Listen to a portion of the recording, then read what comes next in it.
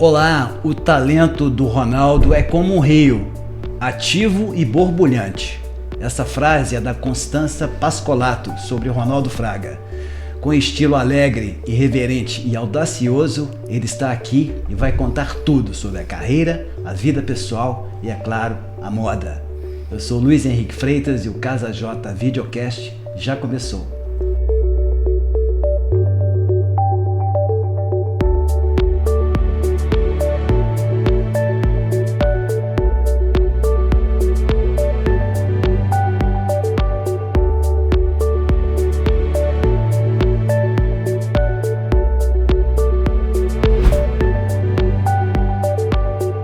Tem duas colegas minhas aqui fantásticas, eu vou apresentar as duas, elas vão me ajudar nessa conversa super legal com o Ronaldo, que acabou de chegar de São Paulo, hein?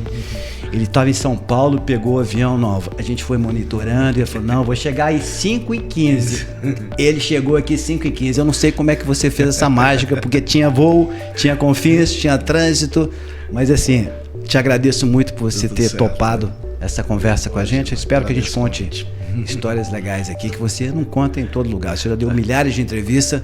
Vamos torcer para que as nossas convidadas aqui tirem coisas bem legais do Ronaldo. Vamos lá, então, aqui no meu lado esquerdo está a Valéria Said, minha colega, a gente deu aula juntos aí em várias faculdades, então vou apresentar um currículo breve dela. Jornalista pela PUC Minas, ela é mestre em estudos culturais, pós-graduada em gestão cultural e em novas tecnologias e hipermídia.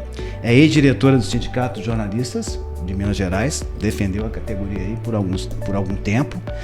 É professora de disciplinas de jornalismo, né, várias disciplinas, pesquisadora cultural em moda e política e moda e arte. Aqui na minha frente está a Cris Paz, formada em comunicação social com mais de 20 anos em experiência como publicitária. Depois de perder o marido, quando estava grávida, Cris começou a escrever um blog de imagens.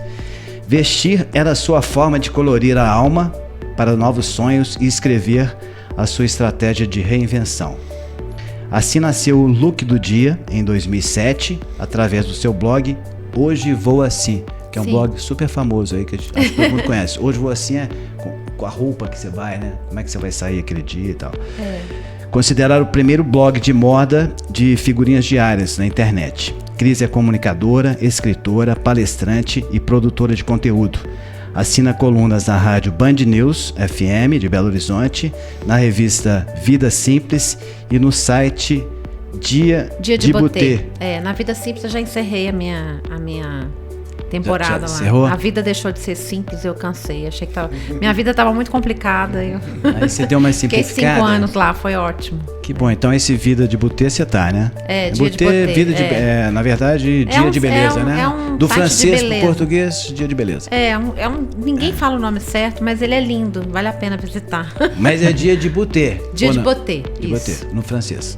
Então, Dia de Beleza ou Dia de Botê, do jeito que você preferir. Sim, eu falo sobre beleza e autoestima 50 mais, especificamente. Maravilha. Eu vou lá olhar então. Eu já passei dessa idade aí um pouquinho. Então, e tem também, você apresenta o podcast 50 Crises. Isso. Então você já está acostumado com esse formato, vamos lá. E agora o nosso convidado ilustre aqui, Ronaldo Fraga, direto de São Paulo para Belo Horizonte.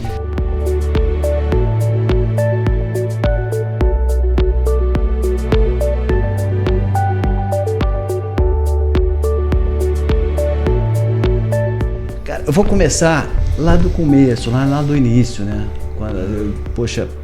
As minhas produtoras executivas fizeram uma pauta tão sensacional. Eu estava conversando com ele aqui antes de começar o programa. Eu fui lembrando dos desfiles do São Paulo Fashion Week, do Minas Trend e tal, aquelas coleções. Eu falei, cara, eu vivi isso tudo. O cara é foda há muito tempo. Ele tem muita história. Então, eu quero começar do iniciozinho mesmo. Você ficou órfão de pai e mãe aos 11 anos. 7 minha mãe e 11 meu pai. E como é que foi essa vida sem os pais? Como é que você passou a sua infância? Bom, viver sem os pais, ou principalmente nessa fase de idade, obviamente não foi uma coisa fácil, né? Mas os irmãos éramos 5, nós nos mantivemos bem unidos e era uma... Eu sou aqui, nasci no bairro Sagrada Família, fui criado no bairro Sagrada Família e tive uma infância no momento em que o rombo social não era tão grande como é hoje. Eu falo que o gerente do Banco do Brasil, o filho do gerente do Banco do Brasil brincava na rua com o filho da professora, com o filho da empregada. Então as famílias cuidavam daquela meninada na rua. Entrava na casa de um, que às vezes era tão pobre quanto, e dava comida para a meninada. No outro dia era na outra casa. Estavam sempre vigiando ali por perto. Então era uma coisa de infância de rua.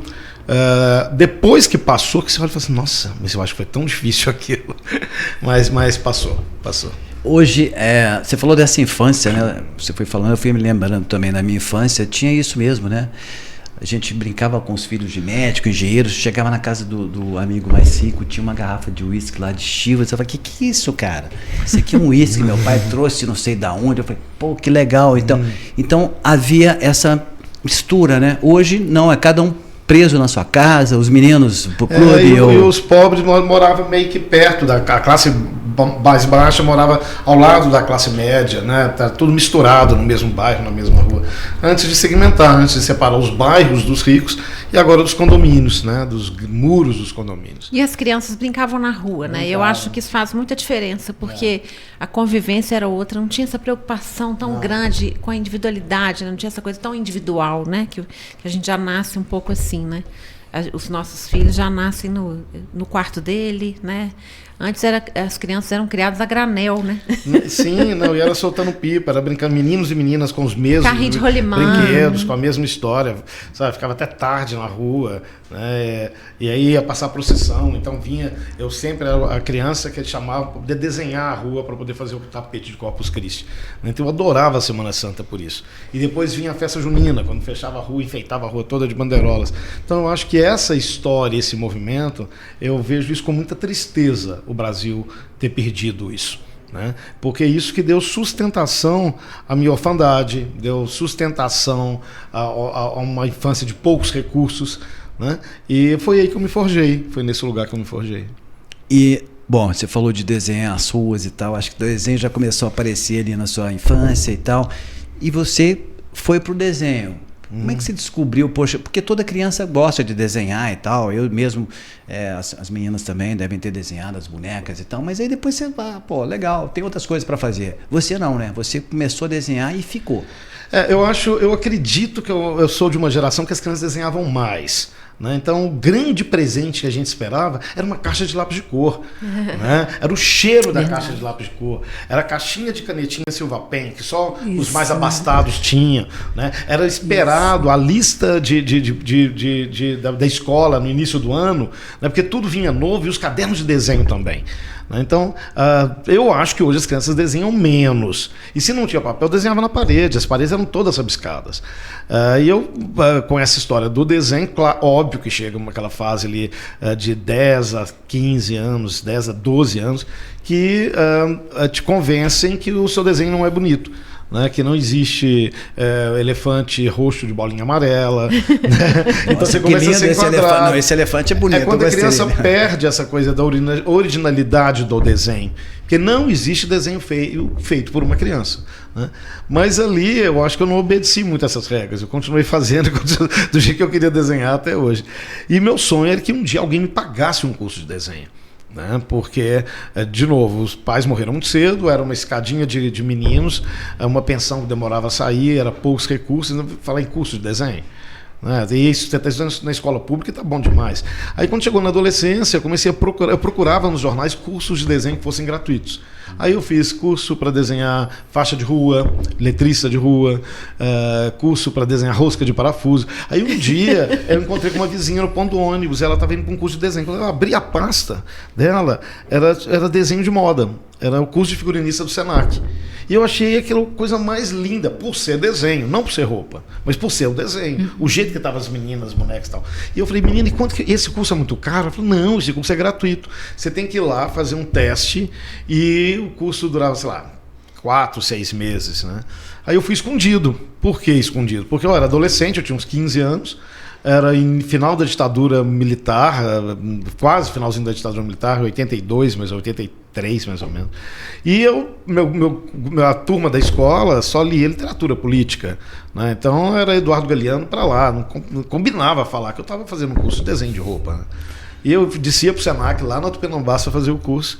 E as aulas eram engraçadíssimas, porque metade da turma era formada por senhorinhas de cabelo lilás, que ainda tinha aquela coisa costureira de família, né? O Preta Porter estava começando a tomar forma no Brasil, a história das lojas. Não tinha loja de roupa, existia loja de tecidos. Então as pessoas presenteavam um corte de tecido, desde o bebê até o ancião da casa. Né? Tinha a casa da sogra.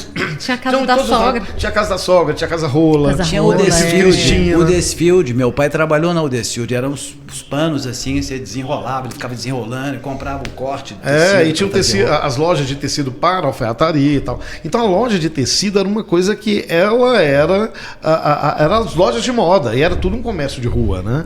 E aí a senhorinha estava ali, coitados, para aprender a desenhar as costas do figurino, porque a madame comprava o tecido, arrancava a folha da revista e falava assim, eu quero exatamente igual a isso. Só que ao invés da manga bufante eu quero a manga justa, ao invés da saia rodada eu quero a saia reta, e inventa as costas. E as coitadinhas, que eram exímias costureiras e modelistas, que tinham que modelar e saber costurar, essa também tinha que aprender a desenhar, as coitadinhas. Né? E a outra parte formada por travestis. As meninas estavam ali aprendendo a desenhar fantasia de carnaval.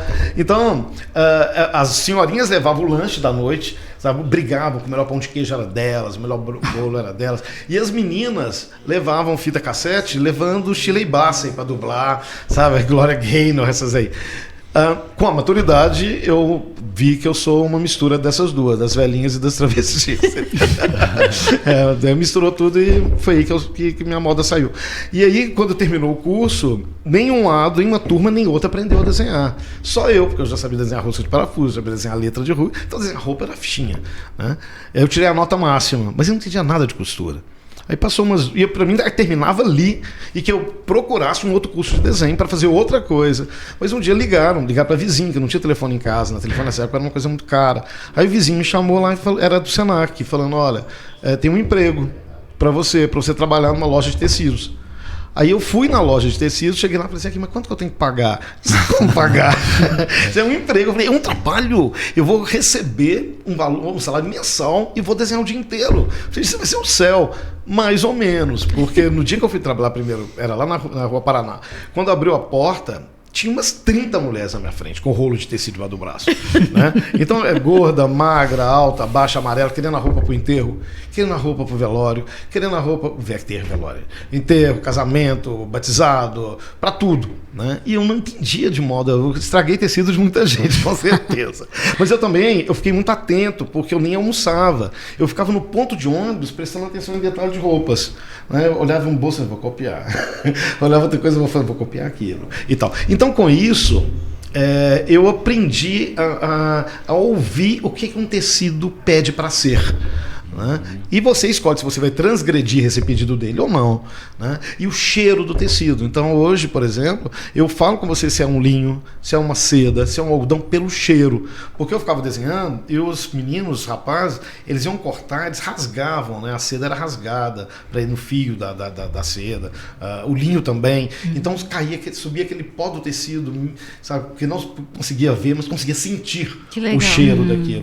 Então eu pego o linho, até hoje eu faço assim, ó. Todo quanto é tecido que eu vou comprar, eu faço assim porque vim dessa época. E ali eu aprendi também uma coisa que para mim foi valiosa para o resto da minha vida, na minha relação com o meu ofício. Que por trás de uma escolha de uma roupa sempre vai ter uma conquista amorosa. Uma conquista amorosa com o outro, uma conquista amorosa com o seu tempo e o mais difícil, uma conquista amorosa com você mesmo. Né? Então eu fiquei mais ou menos uns 10 meses aí nessa loja. Aí tinha uma ateliê de roupa de festa aqui no Santo Antônio e a dona sempre ia lá comprar os tecidos finos para o ateliê dela e tal. E um dia ela falou aqui, quanto que é seu salário aqui? Que eu estou precisando de alguém que fica desenhando lá para mim isso aí, lá nesse ateliê. Eu falei, X. Ela falou, pago 3 vezes mais. Aí eu saí e fui para lá. E lá que eu aprendi. Porque lá, mais do que desenhar, eu atendia, tanto é que somos amigos até hoje, o ateliê não existe mais, mas ali foi uma verdadeira escola, porque era um ateliê sob medida. Aí veio faculdade, eu fiz faculdade para Belas Artes, para arquitetura e para o recém-instaurado curso de moda da UFMG. Aí eu passei em todos, mas eu optei pela moda e aí eu não parei mais. Que bacana, você falou tão assim, especial dos tecidos, né, do cheiro do tecido. Eu fiquei lembrando, poxa, é como se fosse um vinho, né, de bem assim, de 50 anos, sei lá, 30 anos, você sente aquele cheiro e tal, e isso com você é a roupa que traz isso, né? E é uma conquista pessoal, né? Por exemplo, eu comprei essa camiseta hoje, tá? Pra vir no seu programa. Eu falei, pô, já certo. usei tantas camisetas. Podia ter comprado na minha loja, né? Pra ajudar a pagar os boletos. Não, mas eu vou lá. Eu vou lá comprar uma, mas eu queria que você faça uma pra mim. A gente estava conversando aqui antes do Ronaldo, nos bastidores aqui. Não sei se eu posso contar, mas eu não vou falar os nomes, não. Ele estava em São Paulo e foi para uma festa de jornalistas lá. Um casal de jornalistas. E aí eu perguntei para ele, você fez alguma roupa para esse casal? Ele falou, não, eu já fiz roupa para eles usaram umas roupas minhas lá e tal. Eu falei, você faz roupa por pedido? Se alguém te pedir uma roupa, ele falou, depende, se não for meio legal eu faço, mas se não for, eu não faço mais. Mas essa relação sua com o tecido e com a roupa e de ser uma conquista, né? Por exemplo, eu comprei porque eu adorei essa camisa, eu adoro camisetas com estampa nas costas, essa aqui tem, depois eu vou mostrar. Mas então é uma relação, porque eu gostei, né? E você falou que é além disso, né? É fazer um vestido para ir para uma festa, para conquistar alguém, para se sentir melhor. Então a roupa traz esse sentimento. É estima, né? E mais do que isso. Eu acho que e principalmente já falando do tecido, a indústria têxtil brasileira, aliás, foi um crime que cometeram com a indústria têxtil no Brasil, porque muito da cultura e da formação do Brasil moderno no século XX passa pela indústria têxtil. Primeiro com os italianos, depois com os judeus libaneses, né? E então muito se construiu em cima dos tecidos, das fábricas de tecidos. Mas tem uma coisa que eu acho que tem a mágica da roupa que não é a dita invasão chinesa ou a migração da indústria têxtil para os países asiáticos, isso que não vai acabar. Tá? Que é a força da roupa como sustentação de estima de alguém. Sem dúvida. Sabe? Então essa coisa que dá coragem para seguir viagem, né? Ao longo de uma vida inteira, né? E hoje, com maturidade, por exemplo, teve uma época que é o ridículo, uns 20 anos atrás, eu achava que a moda tinha mais valor que a roupa. Eu falo, não, moda é uma coisa e roupa é outra. Não, a moda é uma criação, a moda não sei o quê. Não, a roupa é qualquer coisa que você compra ali. E hoje eu acho justamente o inverso. Né? Eu acho que a roupa sobrevive, né? A roupa é mais. Permanece. Né? Porque no caso da moda, o que é a moda? A moda ela vai estar sempre, ela vai ser feita sempre para vestir ou para ser objeto de desejo de um grupo. Tá? E invariavelmente ela vai estar movendo uma economia. Né? Tanto que fala, não, mas se esse estilista não vende, então ele não faz moda. Né? Se ele não vende X peças, ele não faz moda. Então hoje eu falo assim, não, eu prefiro fazer roupa. Né? Porque a roupa ela vai de encontro a essa que eu acho que deveríamos ter mais cuidado, que eu acho que é a mídia mais importante que existe, que é o próprio corpo. Né? Então com o meu corpo eu escrevo o que eu quiser. Né? Com o meu corpo eu escrevo, eu ponho o texto que eu quiser na minha camisa. Né? Então, assim, isso é muito sério, porque é essa única mídia que você tem domínio, que é aquilo que você vai pôr sobre o seu corpo. E a gente leva isso nada a sério, entendeu? A gente não dá muita conversa para isso. Eu vou perguntar para a Cris aqui, ela que tem esse blog, que roupa eu vou, não, que roupa eu vou, não. Hoje vou assim. Como é que chama o blog? Hoje vou assim, já não existe. Hoje vou assim. Então, essa relação sua com a roupa também é muito forte, porque você levantava de manhã, hoje é a roupa que eu quero colocar essa. Qual que é essa relação, fazendo um paralelo com o que o Ronaldo falou? Eu acho que eu me identifico muito com o que o Ronaldo fala, porque eu também já fui uma vítima da moda, assim, de me apaixonar pela moda, mas a roupa me salvou num momento de luto, né? Eu estava recém-lutada, eu estava com um filho pequeno e eu tinha perdido meu marido. Quando eu comecei o blog de moda, eu tinha perdido meu marido fazia 8 meses. Meu filho tinha 6 meses e ele tinha 5 meses. E aí eu acho que quando a gente vai para o fundo do poço, a gente vai de uma hora para outra, mas para sair dele é dia a dia. Então acho que a roupa me ajudou a olhar todo dia e falar, opa, tô aqui. E no dia seguinte, olha, tô aqui também, né? Então eu acho que a roupa ela tem sim esse significado de te dar força, né? Como o Ronaldo falou, que é para te dar coragem para seguir viagem. A roupa não tem nada de supérfluo, superficial. Ela é alguma coisa que vai te sustentar durante todo o dia, né? Diante do mundo. Então, é um pouco a sua a sua própria identidade também, né, Cris? Exatamente. Igual o Ronaldo colocou também. Eu me lembro a sua essa questão também, né? Essa questão de colégio, por exemplo. Eu estudei em colégio de freira, que era aquela cena de bem conservadora, e fui para um curso de jornalismo na PUC, famoso tudo, prédio né? 13. Quebrou tudo. E eu ficava super constrangido, porque eu ficava assim, gente, era um pessoal... Você sabe como é que era lá, né? Eu falei, bom, gente, o que eu fazia? Eu utilizava a roupa, a minha forma de vestir na época, era o que era Vidibula, que eram as marcas mais transgressoras na época, e usava muito couro, cabelo curtinho, então as pessoas achavam que eu era extremamente avant-garde. Falei, gente, nem sabe que eu acabei de sair de um colégio de freira e fui direto para um curso de jornalismo. A moda, ou seja, nem falaria moda também, não, acho que a forma de você se vestir, de uma dimensão mais política, mais... Minas era muito conservadora, estou falando de 85, 87, quando eu entrei para o curso de jornalismo. Né? A gente estava saindo aí de um resto de ditadura, e que as pessoas ainda tinham esse conservadorismo, que a moda, mesmo quando você trabalhava com algumas marcas mais progressistas, digamos assim, você ainda era olhado de uma forma mais atravessada. A gente estava aqui lá na Savassi, onde tinha alguns pontos, o Ronaldo deve lembrar, você também, que era alguns bares undergrounds, que era o pessoal que encontrava um complexo B, uma paninoteca, né? Você tem um Drosófila, por exemplo, então um Capazes do Nirvana. Então a gente se encontrava muito com uma turma que tinha alguns guetos, entre aspas, que se identificavam também dessa forma. E aí, Ronaldo, a gente vai entrar nessa discussão. Eu lembro de você em 97, na época eu estava como editora-chefe do jornal Pampulha, você foi lá. Tinha acabado de sair do Fitoervas, né? Sim. Apresentando. Ou tinha acabado um ano antes ou depois do Coração de Galinha, foi em 96, né? Foi sim. E eu me lembro de um caso quando você chegou lá na minha sala para apresentar eu vou chamar era seus croquis de aquelas morganas, né? A gente chamava de morgana. E aquilo causou um frisson na redação, porque a gente estava acostumado a fechar o caderno de moda com a questão mais conservadora que você possa imaginar. Gente, imagine se foi em 96, o que era um caderno de moda que não saía daquele padrão mais, né, de matriz mais eurocêntricazinha, com tudo que estava bem retornado.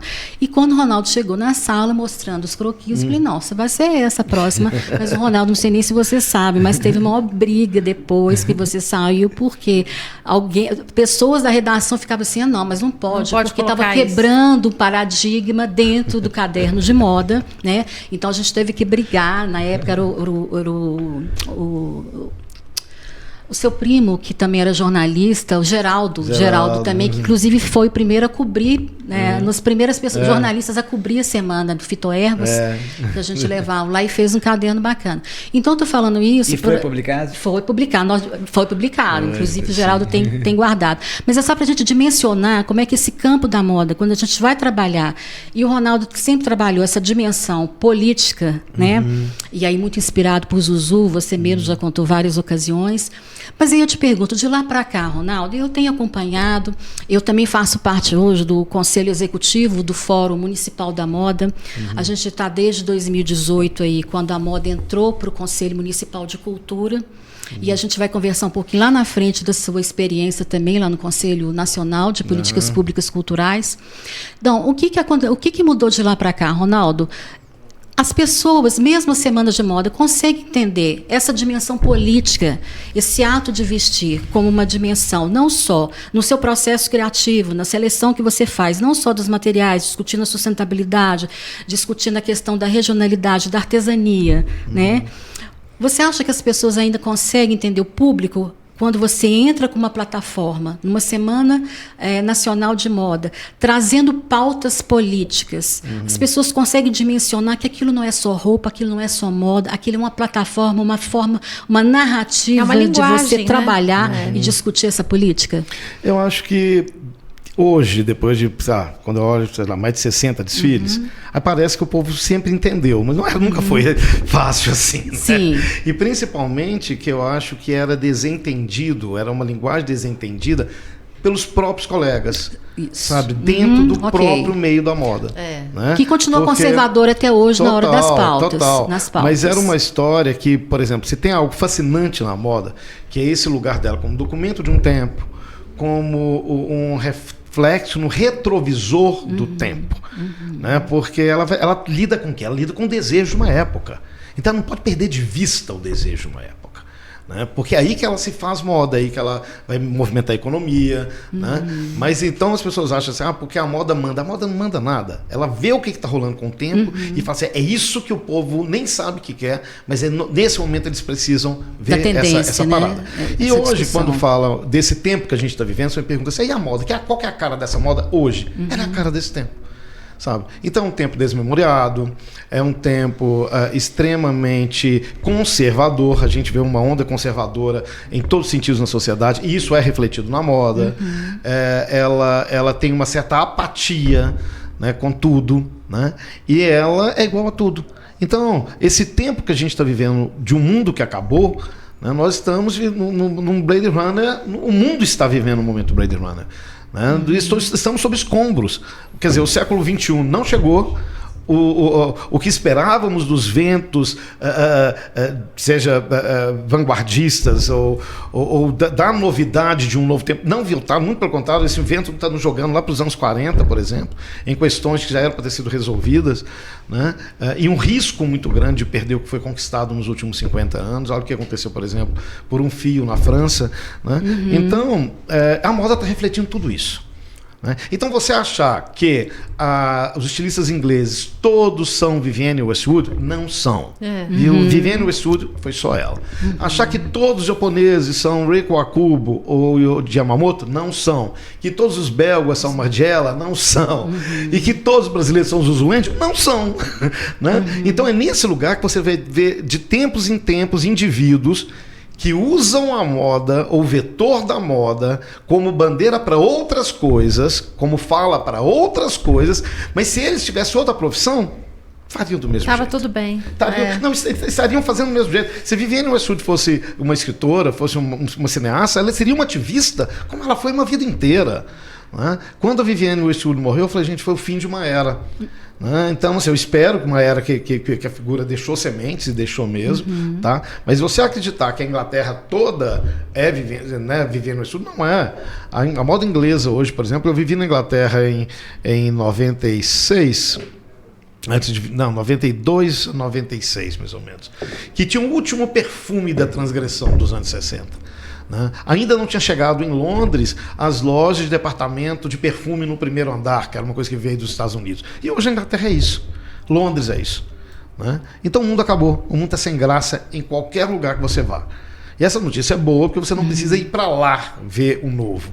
Né? Tente inventar um novo aqui. Tenta dar o truque aqui. Né? Mas aí essa história, como o mundo acabou, obviamente a moda, como pensávamos, também acabou. Eu me lembro que quando eu voltei da China, eu passei, sei lá, fazendo um trabalho na China 60, 70 dias, na década lá do século passado, 2005, que depois até resultou numa coleção. E eu voltava e falava assim, gente, a moda acabou. Isso aí, os colegas, eles ficavam furiosos, na boca pequena, acabou, foi para ele. Que acabou, que moda acabou? Eu falei, gente, a indústria vai migrar toda para lá. Tudo isso que a gente está vivendo aqui, da forma que nós estamos fazendo aqui, não vai fazer mais sentido nenhum. Né? Só que ninguém entendia, eu não fui escutar de nada. Assim. As pessoas foram ao desfile, o desfile estava na capa da Folha de São Paulo, foi super elogiado para a imprensa e tudo, mas só. Né? Então, assim, ele tem uma coisa interessante, mas ainda eu sou aquele doidinho, entendeu? Que tá ficando mais velho, tá ficando mais conversando mais pelos cotovelos. Bom, tem que falar mesmo. Essas coleções, Ronaldo, eu fico pensando assim, quem tem loja, saindo um pouquinho dessa coleção fantástica que é de um estilista como você, mas essas grandes coleções de grandes marcas. Você tem uma coleção para outono e inverno, você tem uma coleção primavera-verão, e quem tem a loja tem que trazer essa coleção, chega lá o representante, olha, a coleção de outono e inverno é essa aqui, essas peças todas aí você coloca em liquidação, e são esses os desenhos, as estampas, tá. Essa é a indústria da moda. Isso era no século passado, isso acabou. Isso não faz nem sentido mais, porque o tempo que ele está pesquisando, que ele está fazendo a coleção, que ele vai colocar a coleção na loja, que já está velho.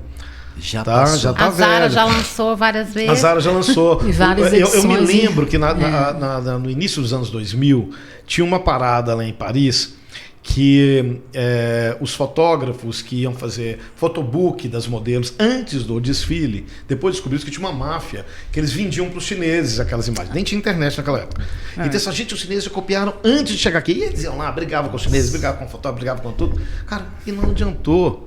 Hoje, quando acontece um desfile em Paris, que a última modelo sai da passarela, aquilo já tem produção, já tá copiado. Os navios em alto mar. Incrível. Sabe? Já está sendo, os navios confecção, que está sendo estampado, o tecido já está sendo feito, aquilo já vem, e elas atravessam sem uma terra de ninguém, né? Em cima, nas águas dos oceanos, produzindo um trabalho escravo dos navios, né? Negreiros ontem, esse navio das confecções hoje da China, que entram para o Mediterrâneo e despejam isso tudo na Espanha, na Itália. E o estilista francês ou inglês ou italiano, antes da roupa dele ser lançada, a cópia já está na rua, né? Então esse timing da estação não existe mais.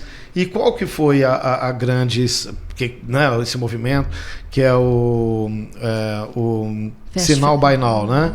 Que você vê o desfile e o desfile já está à venda, a roupa já está à venda, foi justamente para suprir isso. Então hoje a moda está vivendo de pequenas coleções, de pelo menos umas 6 coleções por ano. Então aquela coisa como fazia antigamente uma coleção de 80, 120, 200 peças, isso não existe mais, tá? Agora tem um caminho que, se você vai perseguir a última moda, aí você está fudido. Porque quando você conseguir colocar o vestido amarelo, que diz que vai usar esse amarelo, a Zara, a Renner, todas já têm esse vestido amarelo num custo que você não tem condição de ter. Num custo que você não tem condição de administrar no Brasil, né? Então, assim, qual que é a saída? Vai usar o amarelo, então faça roxo. Então a história vai usar, faça aquilo, entendeu? Agora, isso daí depende de autoria, isso depende de risco, né? Isso depende de um investimento em desenho, em criação, né? E é a nossa única saída, porque na indústria brasileira já não há, a indústria têxtil já não há. O que ainda temos é que nós, graças a Deus, que nos safa, que é o nosso lado mestiço. E todo povo mestiço é um povo mais criativo. Então, qualquer coisa que colocar na mão de um brasileiro vai ter chance de fazer coisa muito mais interessante do que com a inteligência artificial. Tem mais necessidades, né? A necessidade faz a gente ser mais criativo. E tem um olhar que ainda brilha sobre o mundo caduco. O povo aqui não sabe que o mundo acabou, entendeu? Então, lá o povo está cansado, já que está vendo o mundo acabar mais uma vez. E aí, eu acho que é nesse sentido também que eu tinha uma fala que eu falava assim, gente, a moda tá doida para se libertar da roupa. E eu também achava que todo mundo entendia o que eu estava querendo dizer. E quando é essa história que se você tem uma formação como profissional de moda, que não é só o estilista, mas seja o jornalista, seja, enfim, que faz essa cadeia movimentar, você tem um olhar, ou deveria ter, um olhar criativo, um olhar de um inconformismo, que qualquer área da criatividade que você entrar, você vai fazer aquela engrenagem andar. Né? Ou deveria ser. Então, o profissional de moda hoje, ele não basta.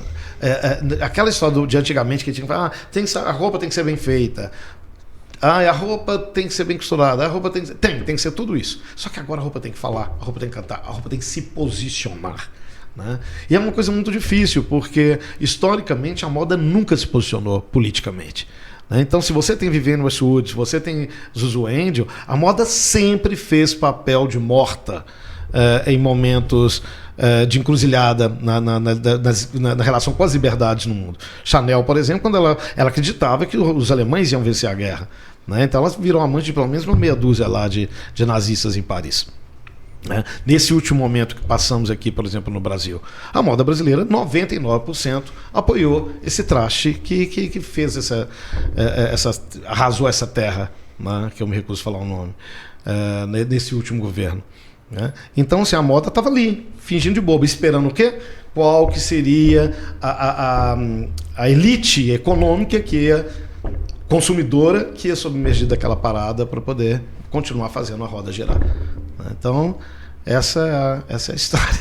E a elite econômica que ficou dessa parada é gente que não tem a menor ideia do que é roupa nem do que é moda. Isso aqui é o pior. Na época do Collor, a gente falava, porque a crise não é só ética, é estética. Eu lembro que aquela Glorinha Pires Rebelo fazia as roupas daquela da Rosane Collor. Que era sapato igual. Sapato com o mesmo tecido. Aquelas coisas horrendas. Só que você fala, gente, não tem coisa pior. Tem sim. Vai vir coisa pior. E coisa perigosa. Tá? Então tem um estilista daqui que se vangloriava de vestir essa mulher do homem aí que saiu e ela cortava a laser os salmos bíblicos no couro, né? Era tudo cortado assim. Eu falava assim, gente, que coisa mais perigosa, que coisa horrenda, que coisa nojenta, que coisa asquerosa, porque não é só uma roupa, né? ela vem de encontro a esse momento terrível da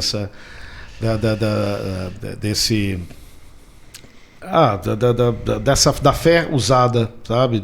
Como a extrema-direita está usando no Brasil. Vamos aqui falar um pouquinho agora das suas coleções, né? Você já fez várias coleções esses anos todos de carreira e que fazem homenagem aos brasileiros. Então, a sua forma de produzir moda, de desenhar, é muito disso, de homenagear brasileiros que você acha que são interessantes, né? Por exemplo, artistas, cantores, Drummond de Andrade, você fez uma coleção baseada por Drummond. Queria que você falasse um pouquinho das suas coleções que você já fez e qual que foi a vontade de mostrar isso e o que você queria dizer, por exemplo, com essas coleções aí do Drummond, da Zuzu e outras que eu vou citar aqui. Eu queria que você falasse como é que você Drummond, usa a moda. Ele tem uma referência muito bacana com o Carlos Drummond. Carlos Drummond, o Mário de Andrade. Tem uma carta do Mário com o Drummond tatuada no corpo. Naquele momento que você fazia essas coleções, a moda não tinha morrido ainda. A gente ainda podia fazer, ninguém ia copiar. Gente, deixa eu falar. A moda, ela não é que a moda morreu. Como a gente conhecia, ela já não faz mais sentido. Porque você me deu uma notícia aí que... Ela tá num timing que não existe mais. Né? E ela está cada vez mais chata e sem graça. Então é nesse lugar que eu falo. Mas ela vai vir de outro jeito. Né? Porque o tempo vai mudar, o tempo vai passar e isso vai acontecer. Agora, até engraçado, eu acho que eu tenho a oportunidade de falar aqui sobre essa questão dessa palavra homenagem. Né? Porque era bem isso. As pessoas falam, gente, agora você homenageou Nara Leão, agora você homenageou Noel Rosa, agora você homenageou Guimarães Rosa, e agora você... E eu falo assim, gente, não é homenagem, eu nunca usei essa palavra homenagem. Que bom. Qual que é a palavra Porque certinha? primeiro eu escolhia pessoas que de alguma forma vislumbraram um país moderno que não vingou, que não aconteceu ainda, tá? E para mim, um mestre de todos, que é o meu mentor intelectual, é Mário de Andrade. Mário de Andrade vislumbrou como pai dos modernistas, depois vieram todos eles, Atos Bulcão, o Portinari. Então, quando eu revisito a obra dessa figura e trago para a moda, é justamente pensar em pessoas e lançar luz sobre pessoas que olharam à frente, vislumbraram um país. Atos Bulcão é um deles. Sabe, Atos Bulcão, as pessoas colocam ele naquele lugar do azulejista de Oscar Niemeyer, e ele foi muito mais. É um artista estupendo. Né? E aí, inclusive eu me levei ferro com essa parada de homenagem, porque eu fui fazer uma coleção que foi a coleção Futebol, que foi antes da Copa do Mundo. Meu pai era jogador de futebol, e eu queria falar do futebol de várzea, eu queria falar sobre o futebol como a primeira vitória da mestiçagem brasileira. Né? Quer dizer, um esporte que foi inventado pelos chineses, que ganharam as normas pelos ingleses, chega pelas mãos da elite,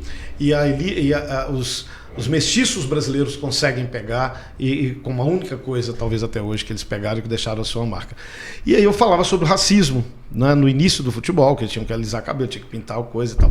E aí foi numa fala dessa que o Marcos Costa, o cabeleireiro, falou numa entrevista para a Vogue, porque o Ronaldo está prestando homenagem aos negros no futebol usando peruca de Bombril. Essa palavra homenagem a isso daí, cara, eu fui acusado de racismo. Eu tive que responder isso no Supremo, em Brasília, eu tive que responder isso na Secretaria de Justiça de São Paulo. Nossa. Eu fui absolvido em todas elas, mas se você põe lá Ronaldo Fraga racista, vai aparecer fardos de matéria. Meu advogado na época, com essa vitória, você pode pedir que tire isso do Google. Eu falei, não tira, eu não quero que tire.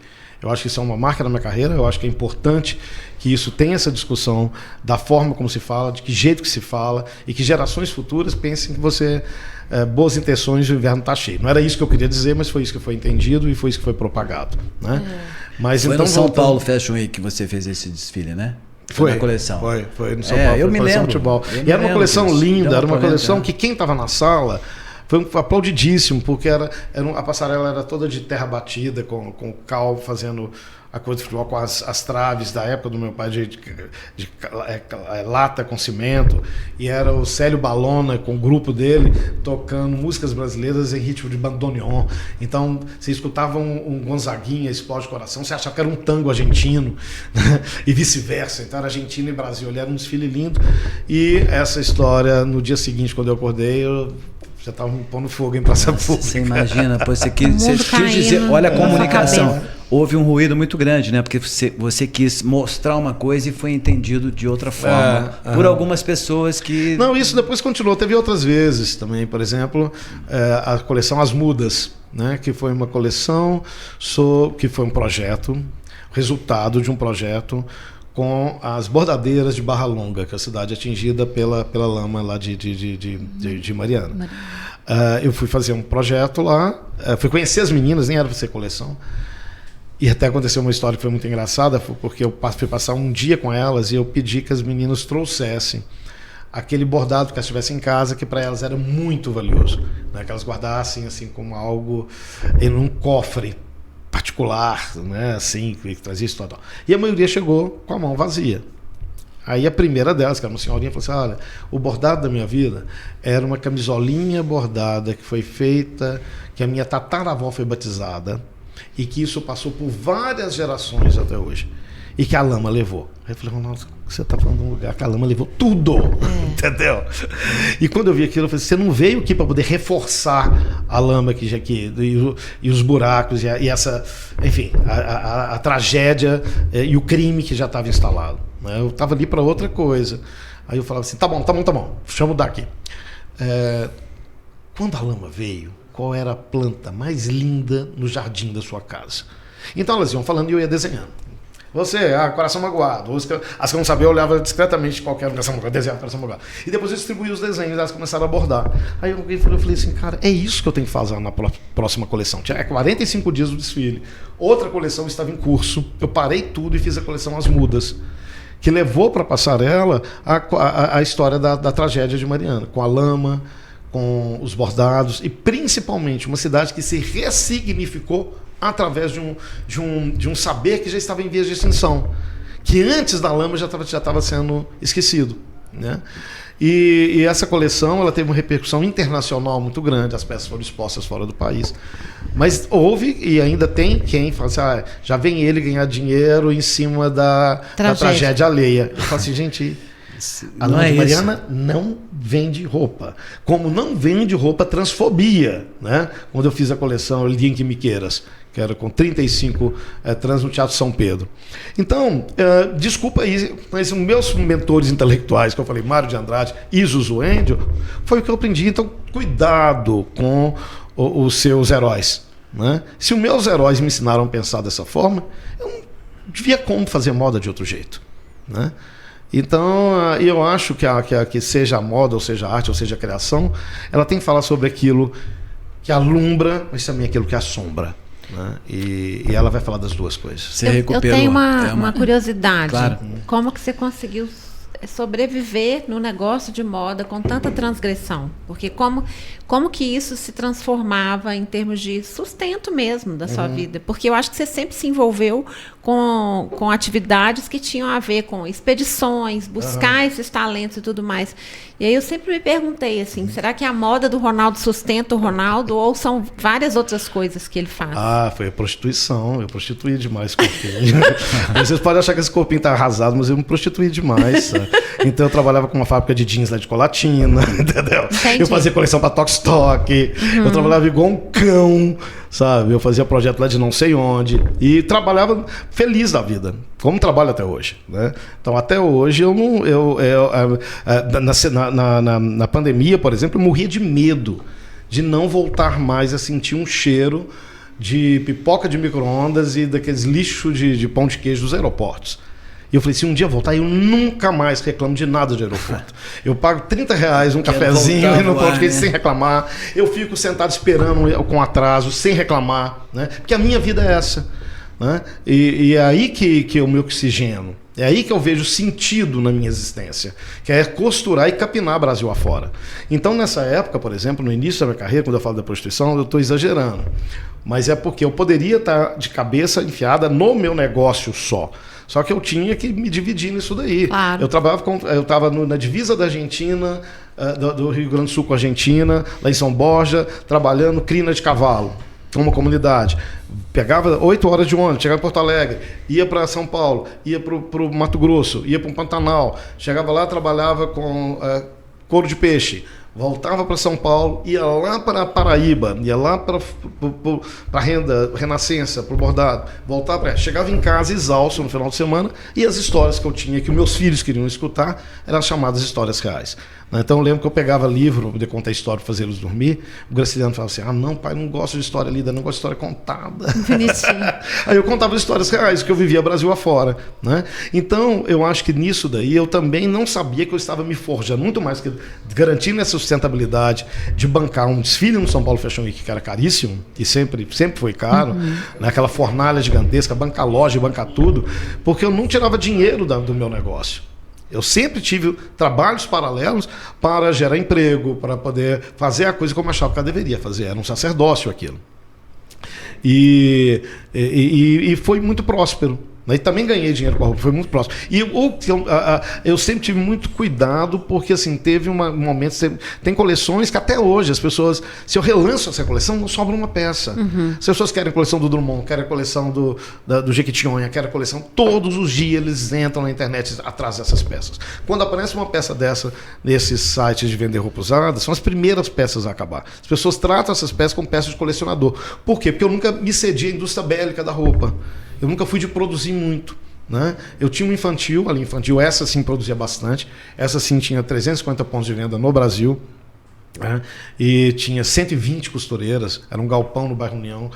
Era uma máquina de moer gente aquilo lá, né? Mas eu sempre na minha vida, eu senti muito claro, eu falo com os meus amigos que eu tenho mérito, que eu sou aquele do rolê que fala assim: esse é o meu último drink, eu não bebo mais uma taça, ainda falo pra turma, vamos embora que acabou, vão dormir pro sono da beleza, eu sou esse daí.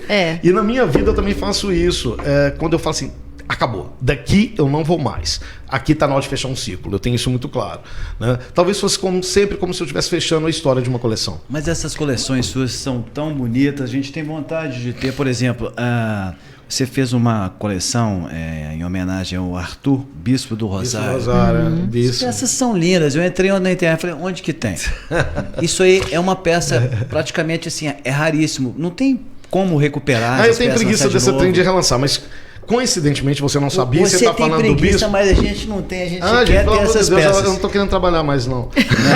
Eu falei do Arthur só passear, só estou querendo ficar viajando, namorar, só isso que eu quero. Fazer festa, né? E aí, é só isso que eu quero. E de vez em quando fazer uma roupa bonita para alguém, ou coleção. Já tem roupa demais no mundo, precisa de mais roupa. Isso, Ronaldo, você entrou na questão que eu queria colocar aqui. Tem roupa demais no mundo. Vamos pensar um tiquinho que a gente estava fazendo essa discussão. Você trabalha muito com essa dimensão da sustentabilidade. Roupa demais tem, mas do Ronaldo Frade. Sim. O Ronaldo vai entender onde nós queremos chegar aqui. Do Bispo, que depois eu te conto. Vamos falar depois do Bispo. Mas isso. Vai. E a gente está falando questão de sustentabilidade, o Ronaldo tem feito todo esse discurso, trabalho, e a gente sabe que a questão da cadeia, eu vou chamar até de sistema, cadeia produtiva, criativa da moda no Brasil, ela é bem singular, porque aqui nós temos quase que 85% de todo o processo, desde o início até o final do consumo. Bom, nós temos mundialmente cerca de 80 bilhões de peças de roupas que são produzidas anualmente. Aqui no Brasil nós estamos mais ou menos cerca de 5 bilhões de peças anuais de roupas. Eu não estou falando de acessório, não. Nós estamos falando de... pela população é uma loucura, né? Então a gente fala o seguinte: eu não quero fazer mais roupa, a gente trabalha com a questão, tentando fazer uma ressignificação. Os brechós, as suas peças são realmente consideradas peças colecionáveis. Você dá um tempo de vida útil maior. As suas peças são peças que a gente pode usar em qualquer época, são atemporais, né? São obras vestíveis, né? Que a gente pode trabalhar com esse conceito, mas como é que fica, Ronaldo? Se a gente se trabalha com essa questão da moda conceitual, a moda autoral, que tem uma dimensão, e aí a gente pode até discutir quando a moda, não é nem quando é questão de arte, não, mas quando ela trabalha com o conceito de poéticas, de obras vestíveis. Mas o que fazer, então, com esse processo, com essas 5 bilhões de peças que são produzidas anualmente, e faz o quê? Paramos com a moda? Paramos de produzir? Você tem condições, as suas peças já têm renome, as suas peças podem ser entrar num brechó e ser disputadas como peças colecionáveis. Mas e a cadeia da moda? Como que fica se a gente quer redimensionar, quer dar vida útil, trabalhar com materiais, mas ao mesmo tempo o sistema, a cadeia, o capitalismo da moda que é a coisa que a gente tenta reverter, e por mais questões que a gente queira colocar, não para. Como é que faz com essa roda da fortuna, da moda, que precisa de estar o tempo todo, desde o processo lá no início, dos fornecedores, e até chegar ao consumidor, que ainda não percebeu que nós não temos um planeta B e nós não temos condições de... Faz as contas, né? 5 bilhões só aqui no Brasil. Será que a gente consegue usar tanta roupa assim, né? Bom, isso daí... E lembrando que o setor da moda, toda a cadeia produtiva da moda, durante muito tempo foi o segundo que mais empregava no Brasil. Depois ele caiu para terceiro e parece que agora ele está em quarto ou quinto, alguma coisa assim. Né? Então, assim, tem uma cadeia, uma roda da economia aí, de geração de empregos, que precisa da produção mesmo, em série. Quando eu fiz a coleção A Fúria das Sereias, eu lancei um material que era uma poliamida biodegradável, que foi inventada por cientistas brasileiros. Tá? Falando de forma grosseira para que as pessoas entendam, eles investigaram qual que era o paladar dos micro-organismos no aterro sanitário. Né? O que era o caviar para ele? O que eles brigavam para eles devorar primeiro? E eles produziram isso sinteticamente no laboratório e levaram para um filamento, de uma malha de poliamida. Ou seja, a peça de poliamida, que normalmente ela no descarte, no aterro sanitário, ela leva alguma coisa em torno de 40 a 50 anos para desintegrar, essa feita por essa fibra X, ela leva 2 anos. Né? Em 2 anos já não vai existir a blusa. Né? E esse fio ele é uma revolução, porque ele começou no vestuário, mas ele estaria em mesas, ele estaria em tudo que vira lixo um dia e que precisa desintegrar. Esse é o grande gargalo. Ele precisa desintegrar no aterro sanitário. Né? Se não é isso, está lá o deserto do Atacama virando lixão do fast fashion europeu, né? Tem uma ilha de roupas no meio do Pacífico. Né? Enfim. E aí foi um fracasso o lançamento. Por quê? Porque esse fio que foi produzido pela Santa Constância, se você pegasse a blusa da poliamida normal e a poliamida... essa dita biodegradável, é a mesma coisa as duas. Você não conseguia ver diferença. Esteticamente, sem nenhuma diferença. Era exatamente a mesma coisa, tá? Mas essa daqui era tipo R$10 mais cara que essa. E num tempo que a concorrência briga por reais com os chineses, por centavos com os chineses, e aí onde que a gente tropeça? No gargalo de sempre, a tal da educação, né? Da educação de consumo. Da formação de novos consumidores. Tá? E isso daí é muito grave, porque a menina, seja ela da classe A a Z, pobre ou rica, ela quer a roupa nova para balada no final de semana. Sabe? Ela vai na Zara, vai comprar um vestido de lese de R$60, de R$80, de R$100. Aquele vestido está pingando sangue, tem murmúrios de paquistaneses ali por trás, né, de indianos ali por trás, mas ela quer a roupa nova para a balada no final de semana. Sabe? A gente, quando vai comprar uma roupa, a gente não tem essa noção. Não tem. De que tem sangue, que tem a questão da formação, como o Ronaldo então, falou, hoje, de você ter uma formação para o consumidor. E como hoje, por exemplo, agora, claro, gente, que por exemplo, meu lema, eu sou otimista só de raiva, tá?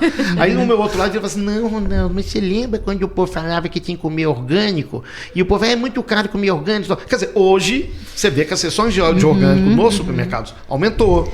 Você vê que as pessoas valorizam, um número maior de pessoas já valorizam comprar os ovos orgânicos, comprar as folhas orgânicas. E isso tem que estender para a roupa também. Né? Só que é isso, aí é enfiar a mão na cumbuca da economia, sabe? Onde vai mexer com os chineses, eles ameaçam de comprar um minério daqui de Minas, dos commodities, vai mexer nas camisetinhas dos chineses para você ver o que vai acontecer. Vai investir nos vestidinhos, né? Que agora... São tempos muito difíceis. Quem acha ruim que a moda acabou, gente, o mundo está acabando, o mundo acabou também. Eu tenho uma pergunta de uma estudante do curso que você fez na UFMG, ela tem 19 anos, ela chama Helena. Meu nome é Helena Mota, eu tenho 19 anos e estou no 3º período de design de moda da UFMG. A moda sempre foi uma área que me encantou muito, eu sempre a considerei como uma forma de arte, uma forma de demonstrar arte. E entrando na faculdade isso foi ainda mais comprovado, pois dentro do curso a gente pode explorar nossa criatividade e além disso nos é apresentado as tantas vertentes profissionais possíveis dentro da área da moda. Ronaldo Fraga, como um ex-aluno da UFMG, eu gostaria de fazer 2 perguntas. A primeira é sobre o seu projeto de bordadeiras do Nordeste. Bordado sempre foi uma área que me encantou.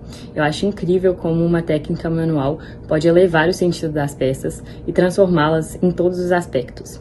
Então, eu gostaria de saber como surgiu essa ideia de fazer esse projeto e como mantê-lo nesse nosso mundo globalizado, tanto atualizado a cada segundo, mantendo essa inclusão de bordado e das bordadeiras. Como é possível realizar tudo isso? E a minha segunda pergunta é mais sobre o campo da área da moda. Você que já está incluso nesse mercado de trabalho há tanto tempo, acompanhou diversas transformações e inovações do campo da moda ao longo de muitos anos. Atualmente, com tanta tecnologia, seria possível que a moda morreria em algum momento?